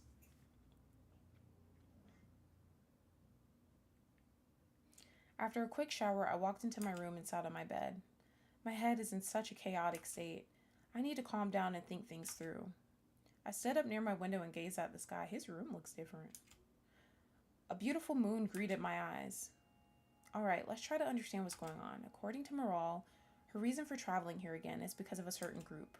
The existentials are what Maral called them. She said they're here to kill me because I'm leading a war against them in the future. And humanity is winning? Maybe Ellie is part of that. This sounds like the plot of a 90s movie. If it weren't coming from Maral herself, I wouldn't have believed any of this. Of course, there is this thing that happened today with the visual novel girl. She tried to kill me. If I hadn't dodged her shot, I would have been lying in a grave right about now. Does that mean the visual novel girl is a part of this existential group? That would make sense, I suppose. But is there something that has been bothering me ever since I woke up at the hospital? If the visual novel girl was sent here to kill me, then why didn't she finish the job? Why did she knock me unconscious and just leave? Did she think her kick to the head would be enough to kill me, or was I just lucky? I feel like I'm missing a few pieces of the puzzle, like what happened when she shot at me. That weird state, I swear it felt like I could control time. How else would you explain me being able to dodge a bullet like that? I thought that was my phone, honestly. I was like, why does it sound like someone's calling me?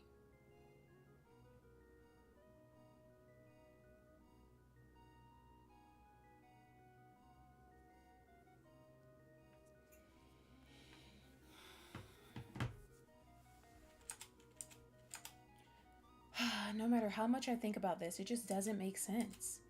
Okay, let's try to focus on what's most important right now. Maral, I need to figure out a way to get to her safety.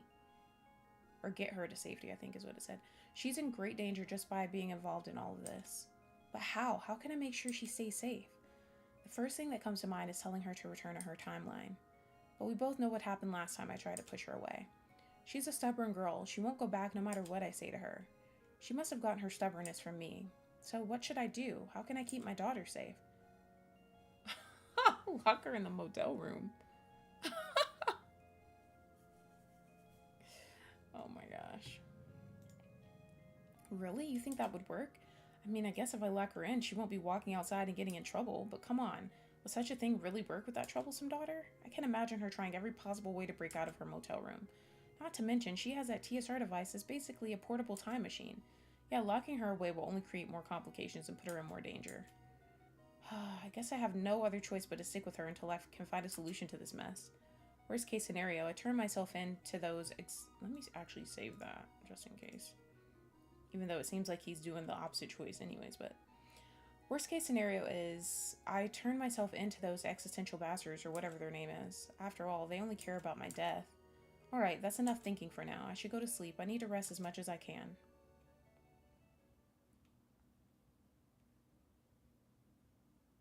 The very next day, Maral and I were heading to school. Morale seems to have come up with the plan, stating it was the best option we have, but I had my reservations upon hearing the details. So let me get this straight. The plan is to sneak into the principal's office and take a look at confidential documents. So basically, the plan is to commit a crime. Geez, don't say it like that, Dad. If we want to stand up to that Ellie girl, we need more information about her. Information that can only be found in the students' records. We already know she studies here, so why not just look for her and try to catch her off guard? That was my first thought, but the TSR doesn't detect her presence in this timeline, so I guess she's not here right now. Really? That's great. Maybe she gave up or something. I'm afraid not. The existentials are obsessed with what they consider their holy mission. They would rather die than give up on you. My very own fan club, huh? I replied as I let out a dry laugh. Meanwhile, Maral wasn't amused. She kept looking at me with a worried look on her face. Then all of a sudden her expression changed. I followed Maral's line of sight. That's when a certain brown-haired person greeted my eyes. Good morning. Carmine? I'm sorry to interrupt you, but I heard you got injured yesterday. Are you okay? Oh, it's nothing. I just slipped and hit my head. That must have hurt. The moment Carmine said that, she noticed Maral grinning to the side and turned her attention to her. Hi? I'm sorry, I haven't introduced myself. I'm Carmine, a third-year student. You must be the new transfer student everyone is talking about. Yeah, I'm Maral. It's very nice to meet you, Carmine. Maral? Have we met before? Maybe we've met in a past life or timeline or something. Very subtle, Maral. Right. Well, I hope you enjoy your time at our school. If you need anything, feel free to ask me. Maral continued to grin back at her mother like a child who had just gotten a compliment from their parent. Well, I'm glad you're not hurt too badly. Carmine then turned around and left. What are you doing, Daddy? Don't let her leave just like that. What do you want me to do, Maral? She just wanted to say hi. That's not true. Stop being so dense and go after her. She obviously cares about you. Otherwise, she wouldn't have come to check on you. Just try talking to her more. It doesn't matter what topic you two discuss. Just talk to her. We don't have time for this, Maral. We should focus on the serious matter at hand. This is equally important, Dad. Maral continued to look at me with a sad look on her face. She really cares about this, which I kinda understand, but we really don't have time for this. With Carmine's memories gone, it will take a very long time for us to become as close as before. Time that we don't have, especially with the mess we're in right now. Daddy? Okay, I'll go talk to her. Really? What? Really? Yeah, I'll be right back. I turned around, leaving my daughter behind with a puzzled look on her face. She probably thought I was just kidding around. I bet her mama saw. Carmine! I shouted at the disappearing figure of the brown-haired girl in the distance. Luckily, it seemed like she heard me, but oddly though, so did half of the students walking by. Carmine turned around and faced me with a perplexed look on her face. Did you call for me? Yeah, can we talk for a second? Sure. Carmine continued gazing at me, curious about what I had to say. And to be honest, I was curious as well. I mean, what now? What should I say to her? Last time it literally took the end of the world for us to start dating, and even then things were kind of awkward. So how should I handle this? I looked behind me at the figure of my bothersome daughter gazing back at us with wide, serious eyes. I don't think I ever saw her looking that serious before. I truly admire Maral. The way she throws herself out there and risks everything for what she believes in is something I don't think she inherited from either Carmine or me. I myself stress and overthink over a simple trip to the mall, and Carmine often needs world-ending events to express her feelings. We're truly very hopeless parents who are blessed by a courageous, strong, and slightly troublesome daughter. Maybe that's it. Probably, Mookie, if it requires that. Maybe for once I should take a page from Moral's book. Maybe for once I should just shut down my brain and go with my gut. Okay, here it goes. Carmine, I love you. Please go out with me. What the fuck? What? She about to have a heart attack. She's gonna die before you even go on a date with her. A few hours later, I was standing on the second floor near the faculty room. Across from me was an energetic girl who was even more energetic than usual. Did you see it? Did you see it? Mom blushed so hard. She looks like a tomato. And the way she flustered for a second before she ran away was so cute. I'm glad you found my public embarrassment so amusing, Maral. Public embarrassment? Geez, don't ruin it, Daddy. For once, you have been straightforward with Mom. This is a great accomplishment. You should feel proud. Plus, you did it in front of the whole school. Yeah, so romantic. That last part was not intentional. Now you need to corner Mom in her classroom, grab her by the arm and pull her towards you, then kiss her in front of everyone. Yeah, I don't know about that. Again, this is sexual assault. Okay, how about we focus on that door for now? Oh, right. Give me a second. I'll get it open. Keep an eye out in case someone comes this way. After saying that, Moral took out what looks like thin metal wires and started lockpicking the door. I was going to question the reason she even knows how to lockpick doors when all of a sudden the lock made a clicking sound. Maybe she's urban like Lee. Got it. Okay, I will go in and try to take pictures of that Ellie girl school file. Just keep a lookout, Dad. Wait a sec, I should be the one going in. Did you forget, Daddy? I don't belong in this timeline, so even if I get caught inside and get suspended from school, it doesn't really mean anything, since this isn't my school anyway. But if you get caught and suspended, major consequences will befall your leg.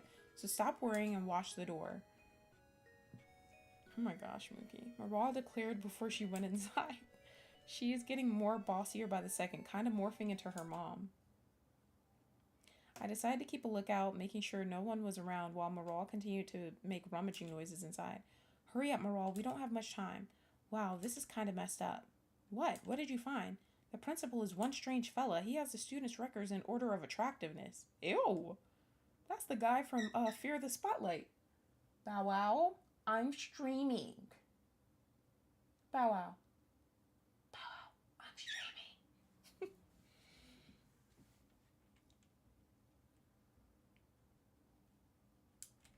And not just the girls either. He even rated the male students too.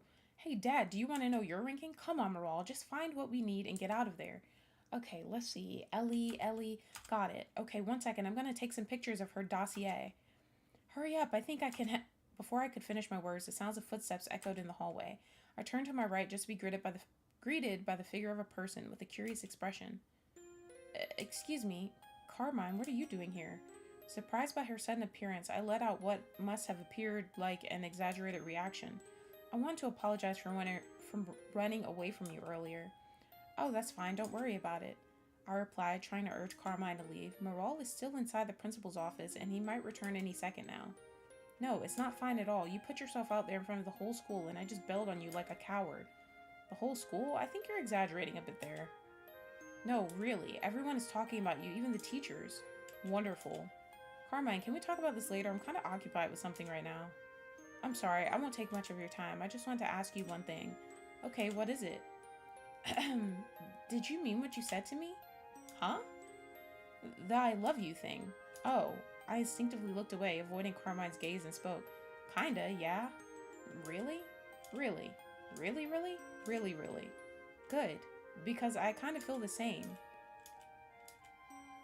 I'm sorry, you said you're busy. I'll leave you to it, but can we talk more about this after school? Yeah, sure. Great, I'll see you soon.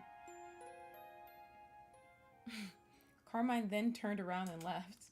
A few seconds later, Maral appeared from behind the door with a unique expression decorating her face. Thanks, Knock. Ooh, that was so cute. I didn't know you had it in you, Daddy. Mom was right. You can be very romantic sometimes. I guess we should start brainstorming possible date spots for you and Mom. Maybe later. Did you finish taking pictures of the visual novel girl's record? Oh yeah, I got all of it, but something is off with the TSR. What do you mean? I'm not sure, but for now we should get out of here. Maral's sudden change of behavior sent a shiver through my soul. What could she mean by something is off? I followed after my daughter. With every step I took, the feeling of dread intensified inside my being. What could be awaiting me at the end of this path? My story's never had a good ending. Will this be any different?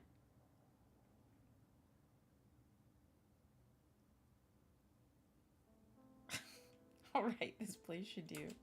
Let's try this again.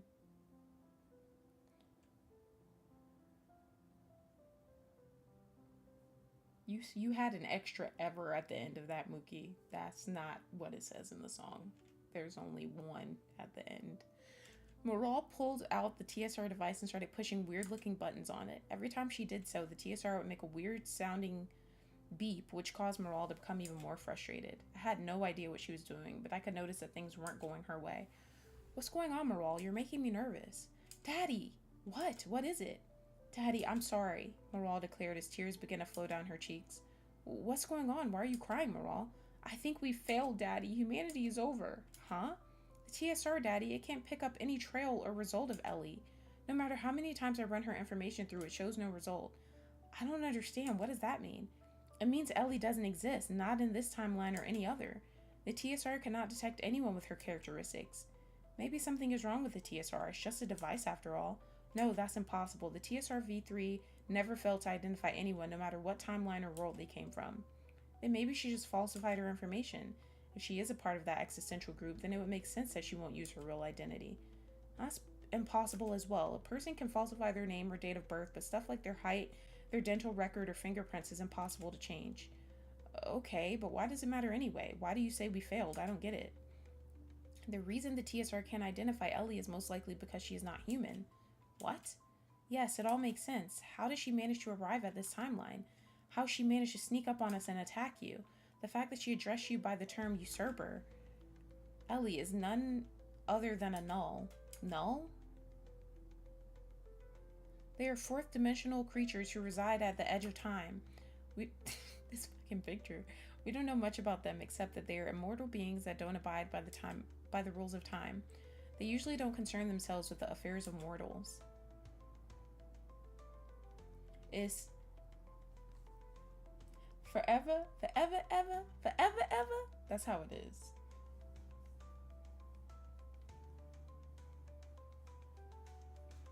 Not forever, forever, ever, forever, ever, ever. That's not how the song goes.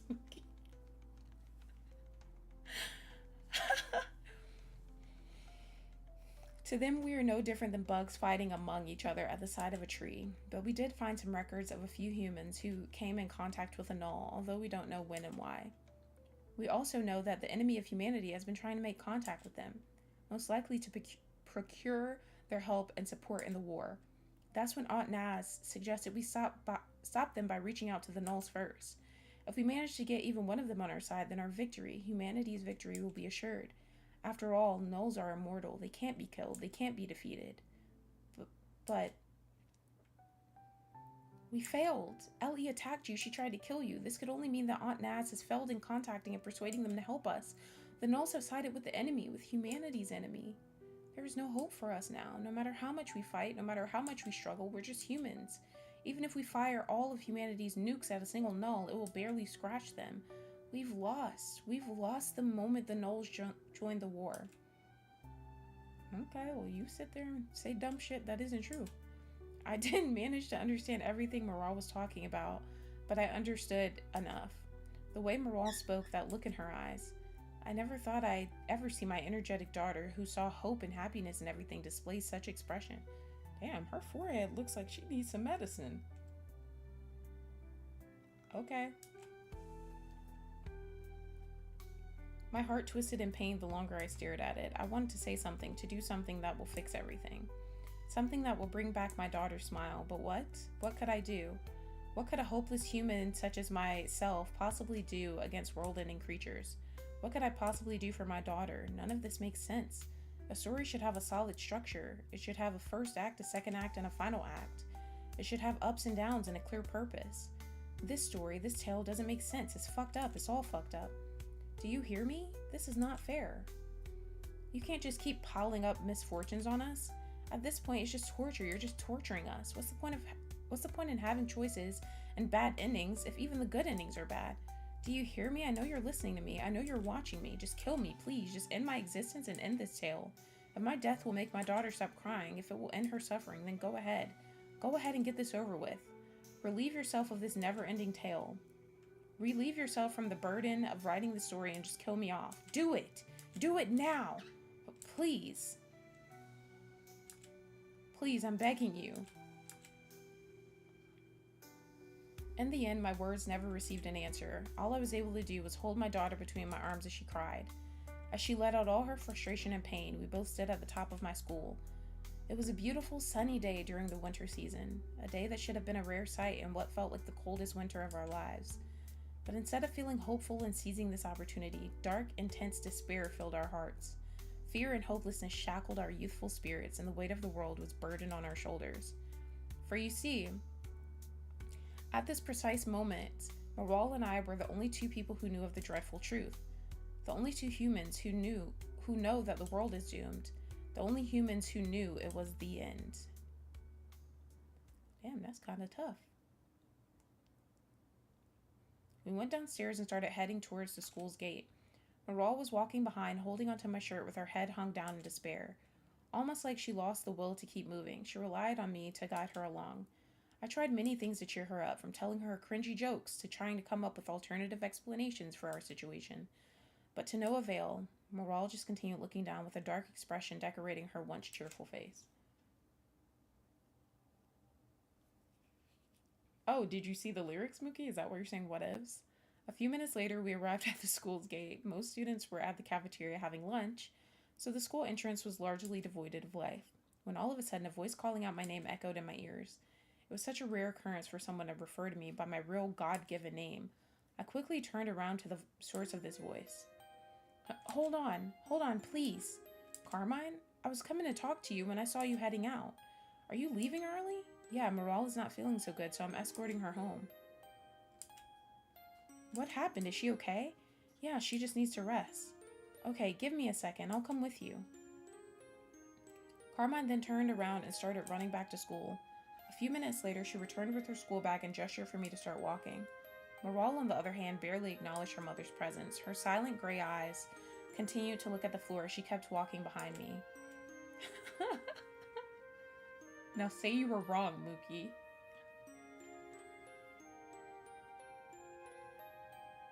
Her steps were light and weak. It felt like it took every ounce of strength she had to continue walking, so I kneeled in front of Morale, urging her to get on my back. Morale instinctively complied and wrapped her arms around my neck. I then stood up and started walking forward, carrying my daughter on my back. Carmine looked at us for a second, perhaps confused by the sight of a teenage boy giving a piggyback to another girl his age. But she chose to remain silent at the end. My heart twisted in pain with every step we took. With every passing moment, my daughter remained in this state. Perhaps trying to comfort myself, I held on to the belief that she would be okay. Bow Wow, why do you keep saying that?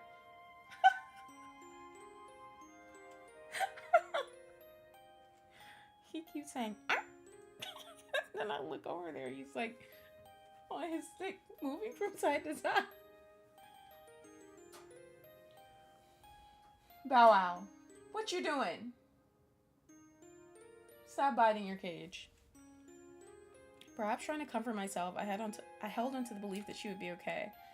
That a good night's rest will bring my morale back. That this was all temporary and soon morale would be back to her usual energetic and slightly troublesome ways. I held tightly to this hope, for I was the only person left at Morale's side. If what she said is true, and these creatures, these nulls, have joined the enemy side in the future timeline, if this is true, then the war is over and humanity has lost. Even if Morale goes back to her timeline, all that will await her is destruction and death. Everyone she knows in the future is probably dead, and the only one left at her side is me. That's why I shall deny my cynical nature and pessimistic ways. I shall take the role of the hopeful character, a person Morale can cling to and rely on to guide her through the mist of despair. I shall act as her father and keep my daughter safe and sound. Even a hopeless existence, such as myself, is at least capable of such a role.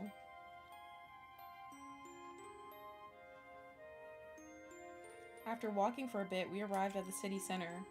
Perhaps not being able to keep it to herself anymore, Carmine turned my way and spoke. You two are pretty close, huh? You said you were relatives? Yeah, we're kind of cousins, I suppose. Cousins? To be honest, you appear much closer than that. Maybe like siblings or something. When I saw you coming to school together yesterday, I was honestly astonished.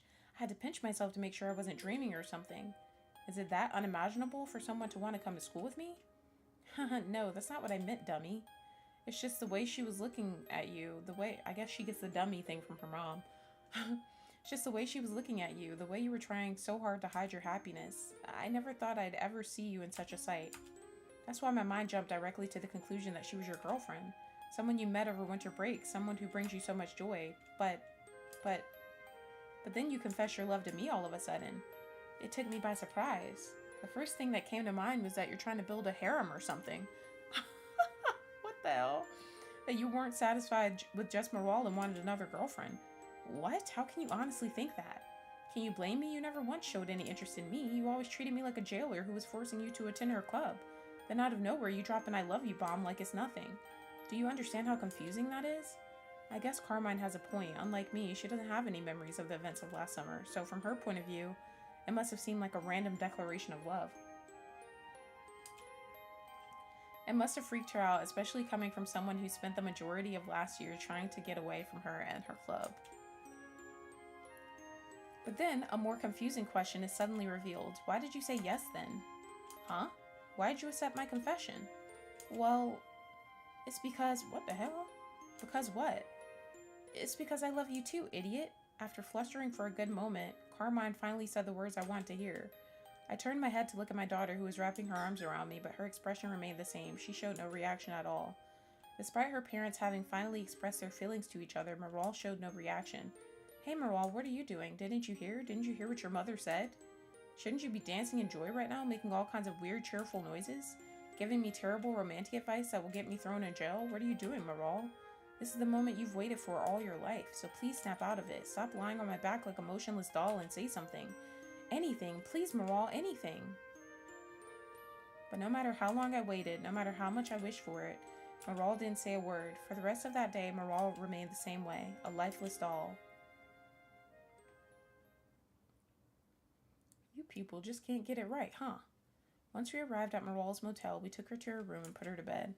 Maral fell on the bed motionless and closed her eyes, drifting into the world of dreams. I, on the other hand, remained sitting on the chair beside her. As the night approached, the rain started pouring down the streets, and before I knew it, a full winter storm greeted my eyes. Closing the door behind me, I left the motel to buy a few necessities from the store.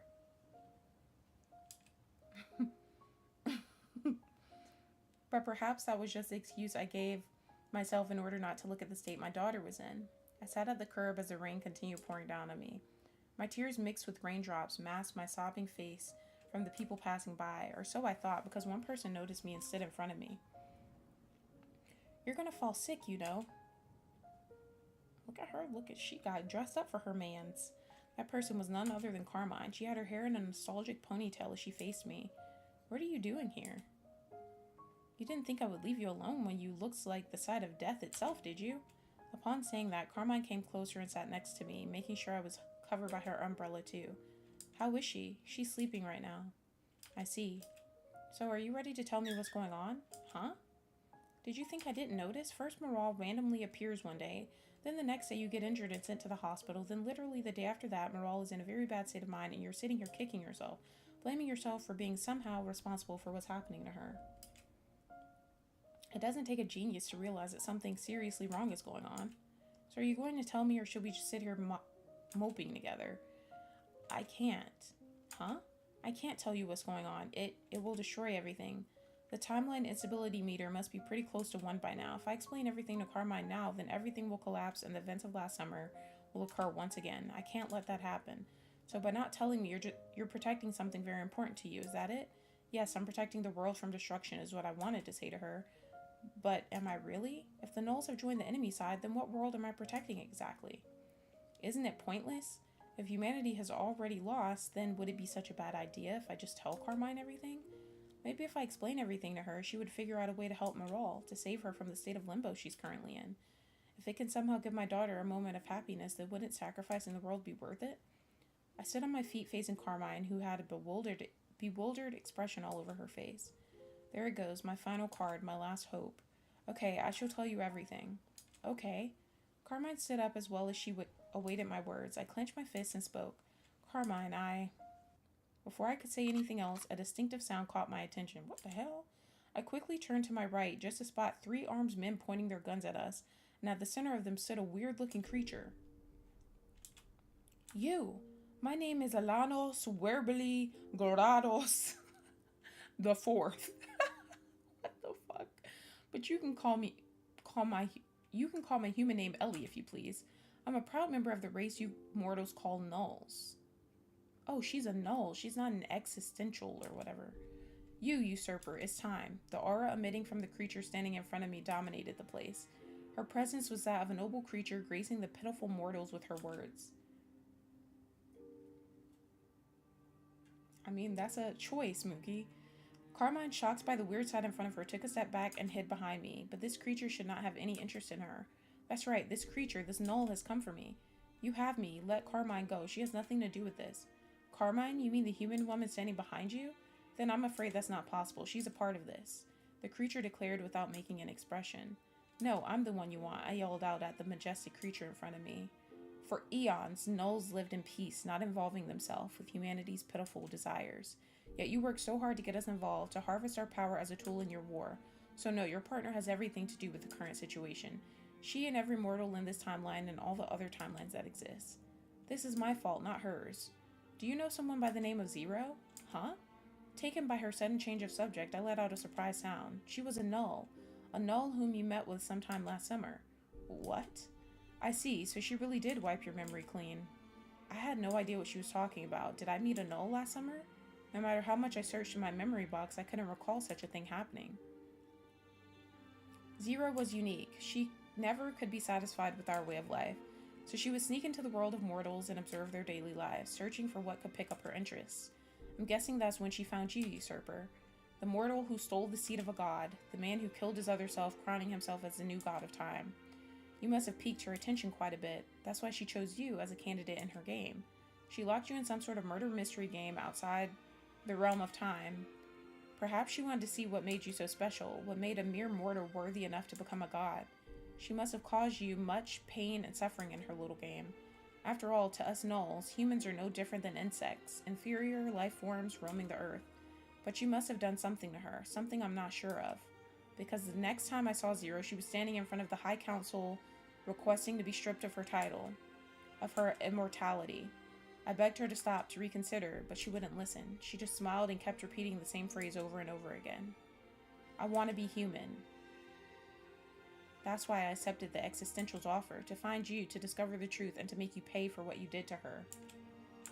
So I assumed a human form and approached you to learn what kind of person you are. I had high expectations when I first approached you, but the more I engaged with you, the more I watched you, the more I realized how pathetic you are. You're really pathetic, even by mortal standards. You just stood there observing as everything passed you by. You kept pondering if you should end your existence, but at the same time, you were too lazy and scared to go with it. You spoke, trying to convince yourself that someone is watching your daily life, that someone is out there reading your thoughts and helping you make the choices in your life. No, they're not, Mookie. As if you're a character going through an epic, profound journey, a journey that would make sense of everything, a journey that would give reason for everything happening in your life. You were scum. No, worse than that, you were nothing. My conclusion was that I had the wrong person somehow, that Zero would never be influenced by a person like you. That day we saw each other at the school's gate, I was actually going to wipe you from existence as a favor for your worthless soul. But then something unusual occurred. A certain orange-haired human appeared by your side, and just like a switch being flipped, you completely changed.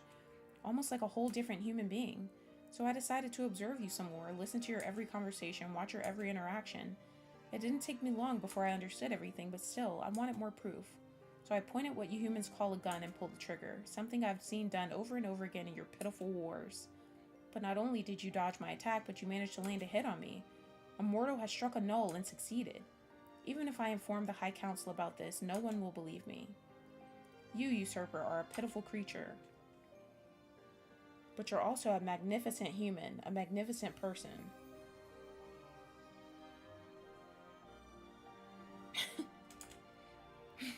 This is what Andy was talking about. You're a manifestation of what being human truly is.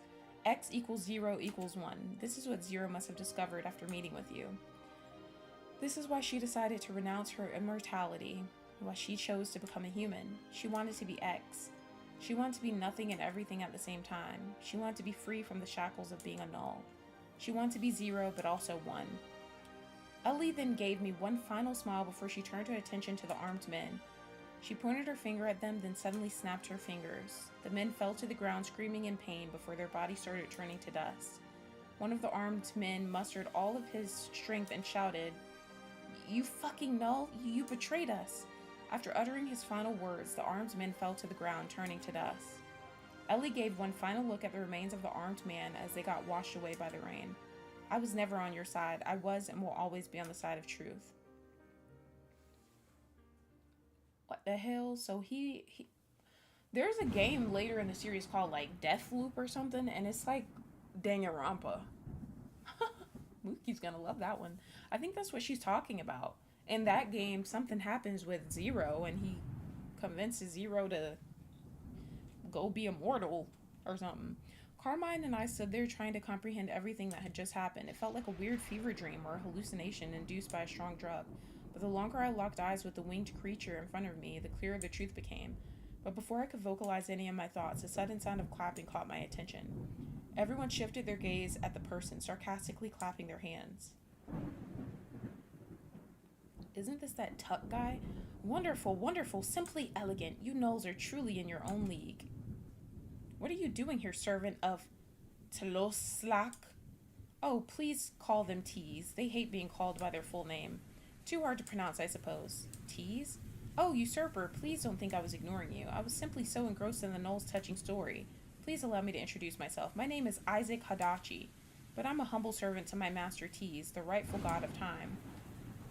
The second time he said that name, a surge of memories rushed through my head. The T's, the collective existence that tried to kill me and take my place as god of time last summer.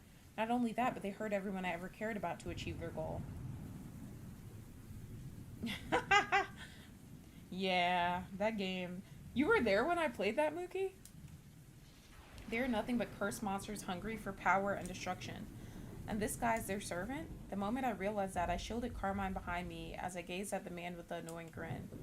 Oh, there is no need for that, my friend. Let's all get along now. What do you want from me? I yelled out at the creepy man in front of me. For some reason, the aura he was displaying was far more menacing than the armed men, although he didn't appear to be carrying any weapons. Oh, first, I want to hear your opinion on my suit. I figure it will be appropriate to wear one that is similar to your buddy Butterfly. After all, the events occurring right now are very similar to what happened back then, won't you agree? Butterfly, who the fuck are you? Carmine probably like, what the hell is going on? Oh, sorry if you're expecting a long monologue about my identity and my motives, then I'm afraid I can't oblige. Let's just say I'm here to accomplish my master's goal, which is to ensure your death. As for my own motives, well, let's just say it will greatly benefit me if stolen stuff returns to its rightful owner. I see, so you're here to kill him then? In that case, I won't allow it.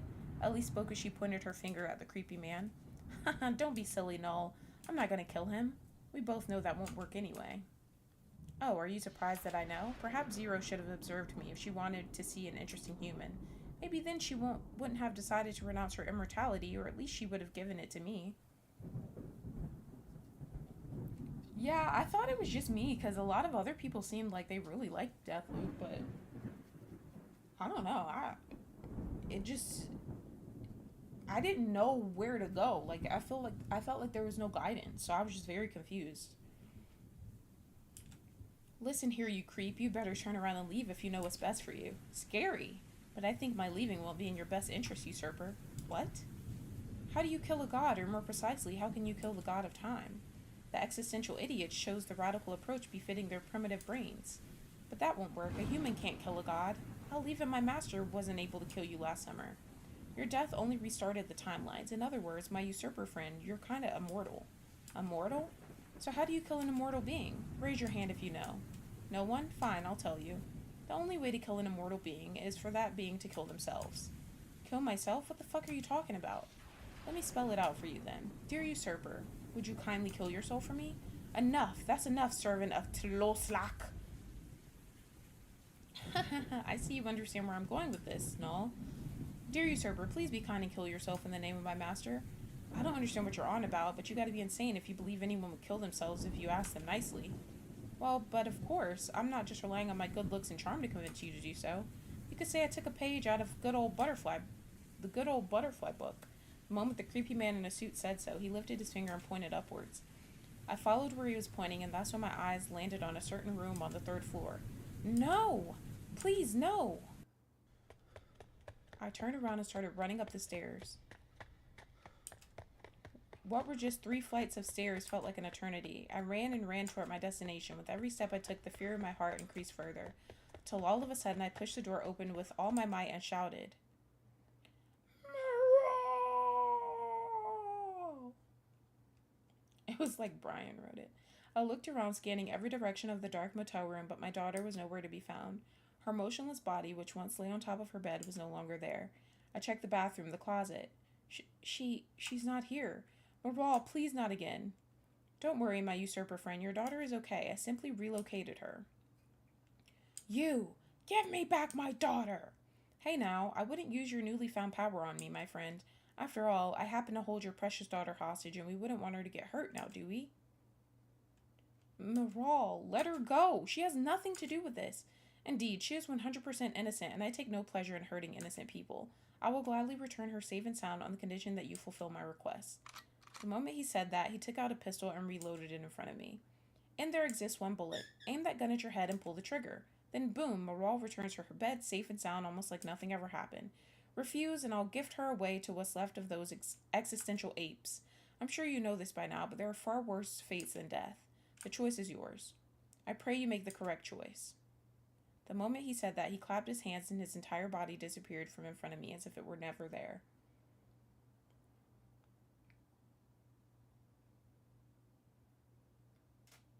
If you like fish and grits and all of that pimp shit, is that the lyrics? I've never heard that. I lowered my gaze at the gun that was tossed in front of me. It looked no different than any gun I've seen in movies and video games. Except this one was real. This one is capable of taking human life. I reached my hand and picked it up. It was heavier than I'd expected, but I picked it up and pointed it at my temple. This is it. If I pull the trigger, my life will be over. My short existence on this earth will come to an end, and the world will continue without me. But don't let my tears fool you. This isn't a bad ending. This isn't a bad ending at all. Because with my death, Moral will be saved, and she will return to the bed next to me. She will realize that Ellie isn't our enemy, that the Nulls haven't joined the enemy of humanity. She will realize that humanity still has hope. She will gather everyone behind her and lead them to victory. But wouldn't she cease to exist if you kill yourself? That doesn't make sense to me. I might not be around to see it, but I can picture it. I can picture her face as she stands in front of the world declaring the victory of humanity. So no, this isn't a bad ending. Ignore my tears. This isn't a bad ending. I didn't lose. I didn't lose. I didn't lose. Let me save here because they on some bullshit.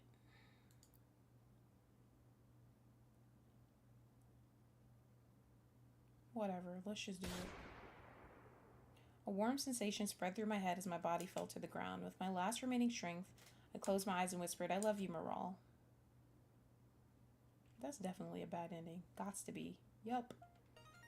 Hello, my name is Destiny, and I'm the goddess of bad endings. Let's see what ending you've got.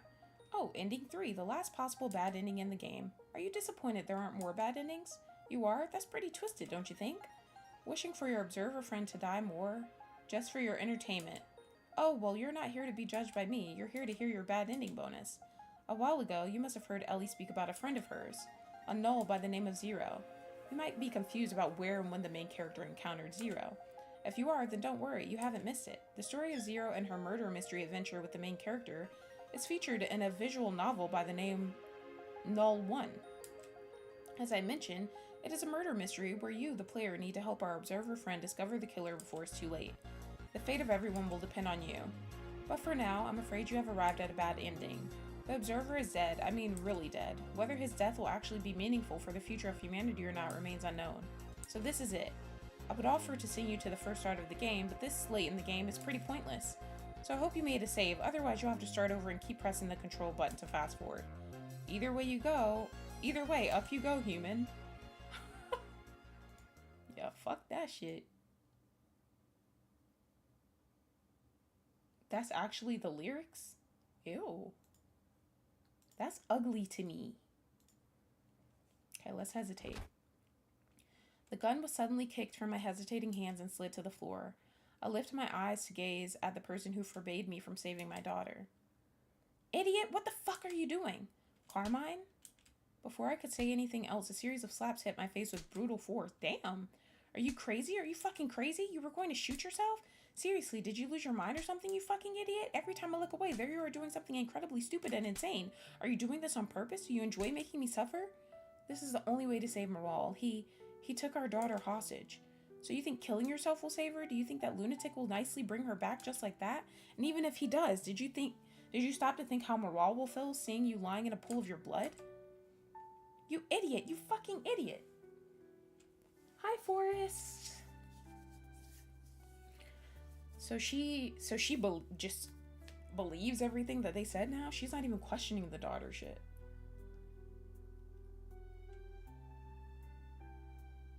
You missed the ending of what?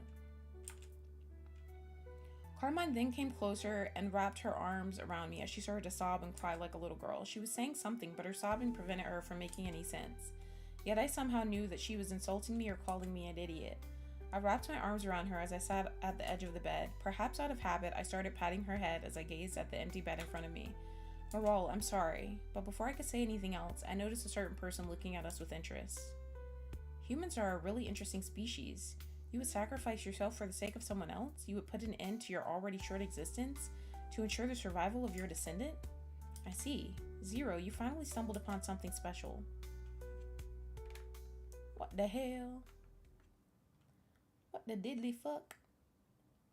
Stand up, son of man. Huh? Get up, there is something you need to hear. Following Ellie's serious tone, I stood up while helping Carmine to her feet. I have decided I shall aid humans in your war. I shall stand behind you until all of your enemies are destroyed. With my honor as a null, I swear loyalty to you, usurper, son of man.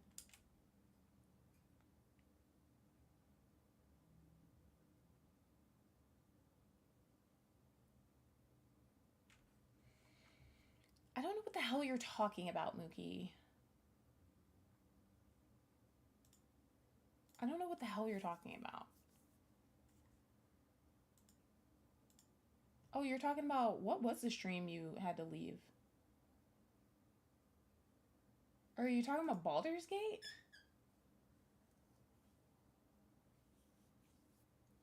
You said I got friggin' interrupted by some people and missed the ending. But, like, you just said that out of nowhere. You didn't say anything before that to show what you were talking about. So I'm so confused.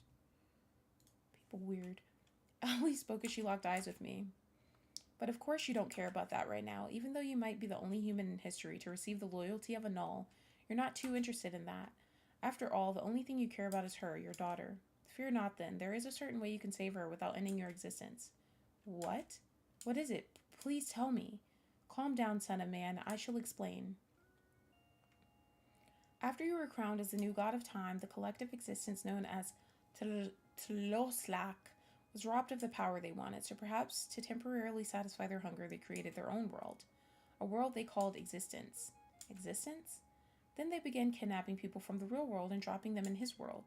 You must have heard of humans going missing all of a sudden last summer. Missing people? That's right, didn't the otaku girl say something like that back then? Tloslak wiped the kidnapped humans' memories and allowed them to run free in his world. The kidnapped humans lived together, bred, and ultimately created their own societies and races. Much like the real world, the descendants of the kidnapped humans started wars against each other and fought for land and wealth.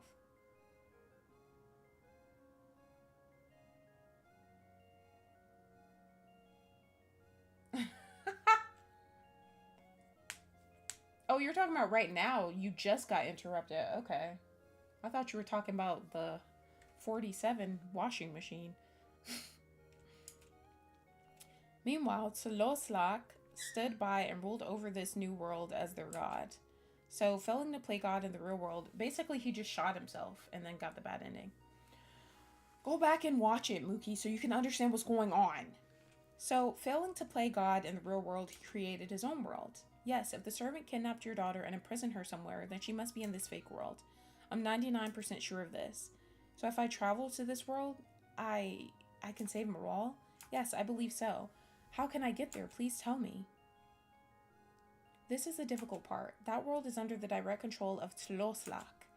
The moment I transport you there, you will be detected as an aberration and immediately deleted. What? No, there must be a way, right? There must be something I can do. Yes, if I strip you of all your memories, not just your recent ones, but every memory you've stored since the day of your birth, then you will be no different than any human kidnapped to that world. Tloslak wouldn't be able to detect your presence. Perfect, I don't care. Take my memories away. After I find Marol and bring her back, you can restore my memories, right? I can. Then go ahead, transfer me to this world. Wait, if you take his memories away, won't he forget his original purpose? Correct. For this to work, I must insert a few memories regarding Marol into your brain, but not only will I need to insert a very small amount, but I must insert them deep down in your brain so they won't be detected. The procedure to do so will be extremely painful. It will hurt so much that you will beg me to kill you. What? What kind of procedure is that? That's fine. What? One final thing. Even after arriving in this world, you will have to assume a completely new identity. Not only will you have to get others to believe you, but you will have to believe it yourself.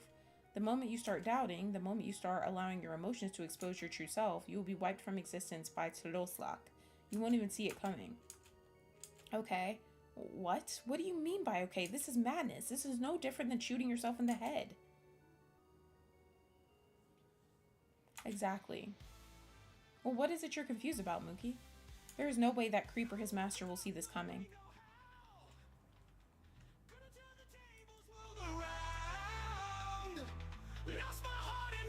Period. We really about to save the world, huh, with this music? I'll sneak into his world, snatch Morale, and bring her back. I will be an observer no more. I will take the fight to his precious fake world and kill him. I promise, Carmine, not only will I save our daughter, but I'll make sure they never bother us again. I'll make them pay for every pain and suffering they cause. Our daughter? Then I will come with you. I'm not going to let you do this alone. I'm afraid that's not possible. Sending two people at once will 100% alert Sloslak. Don't worry, Carmine. If so many generations have lived in that world since last summer, then my guess time flows faster there. Ew. That's correct. See, don't worry, and have faith in me. I will bring our daughter back to us. But I'm ready, Ellie. Begin the procedure. Ellie then gave me one last smile as she slapped her fingers in the shape of a pistol, or shaped her fingers in the shape of a pistol and pointed it at me. I wish you the best of luck, son of man. I have sworn loyalty to you, so please come back. Please come back to me, master. Cheer up, Carmine. I promise you I'll be back. You better, otherwise I will come there myself and kick your ass. Tsundere to the end, I see. Oh yeah, Mookie. Thank you guys for the 8 likes. I let a slight smile as the winged creature in front of me snapped her fingers, sending a horrific pain through my body.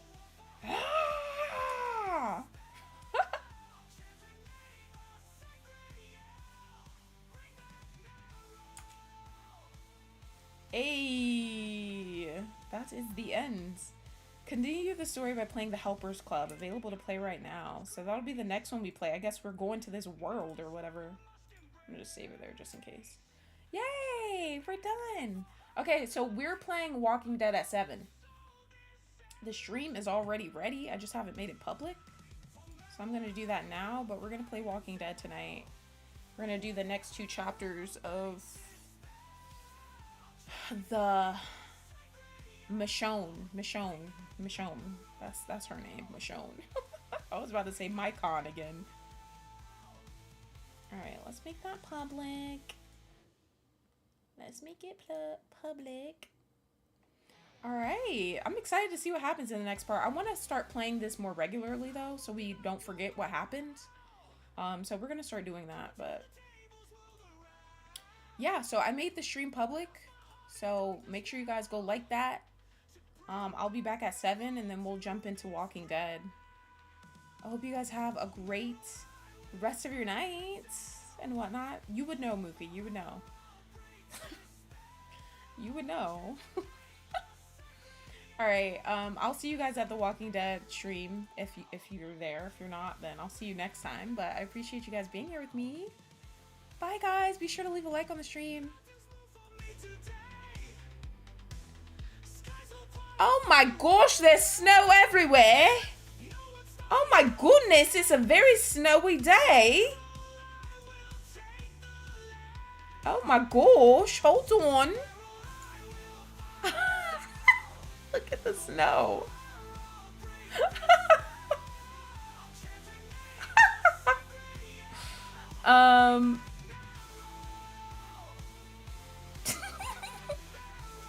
Well, ending soon. It's a blizzard. Bye, guys.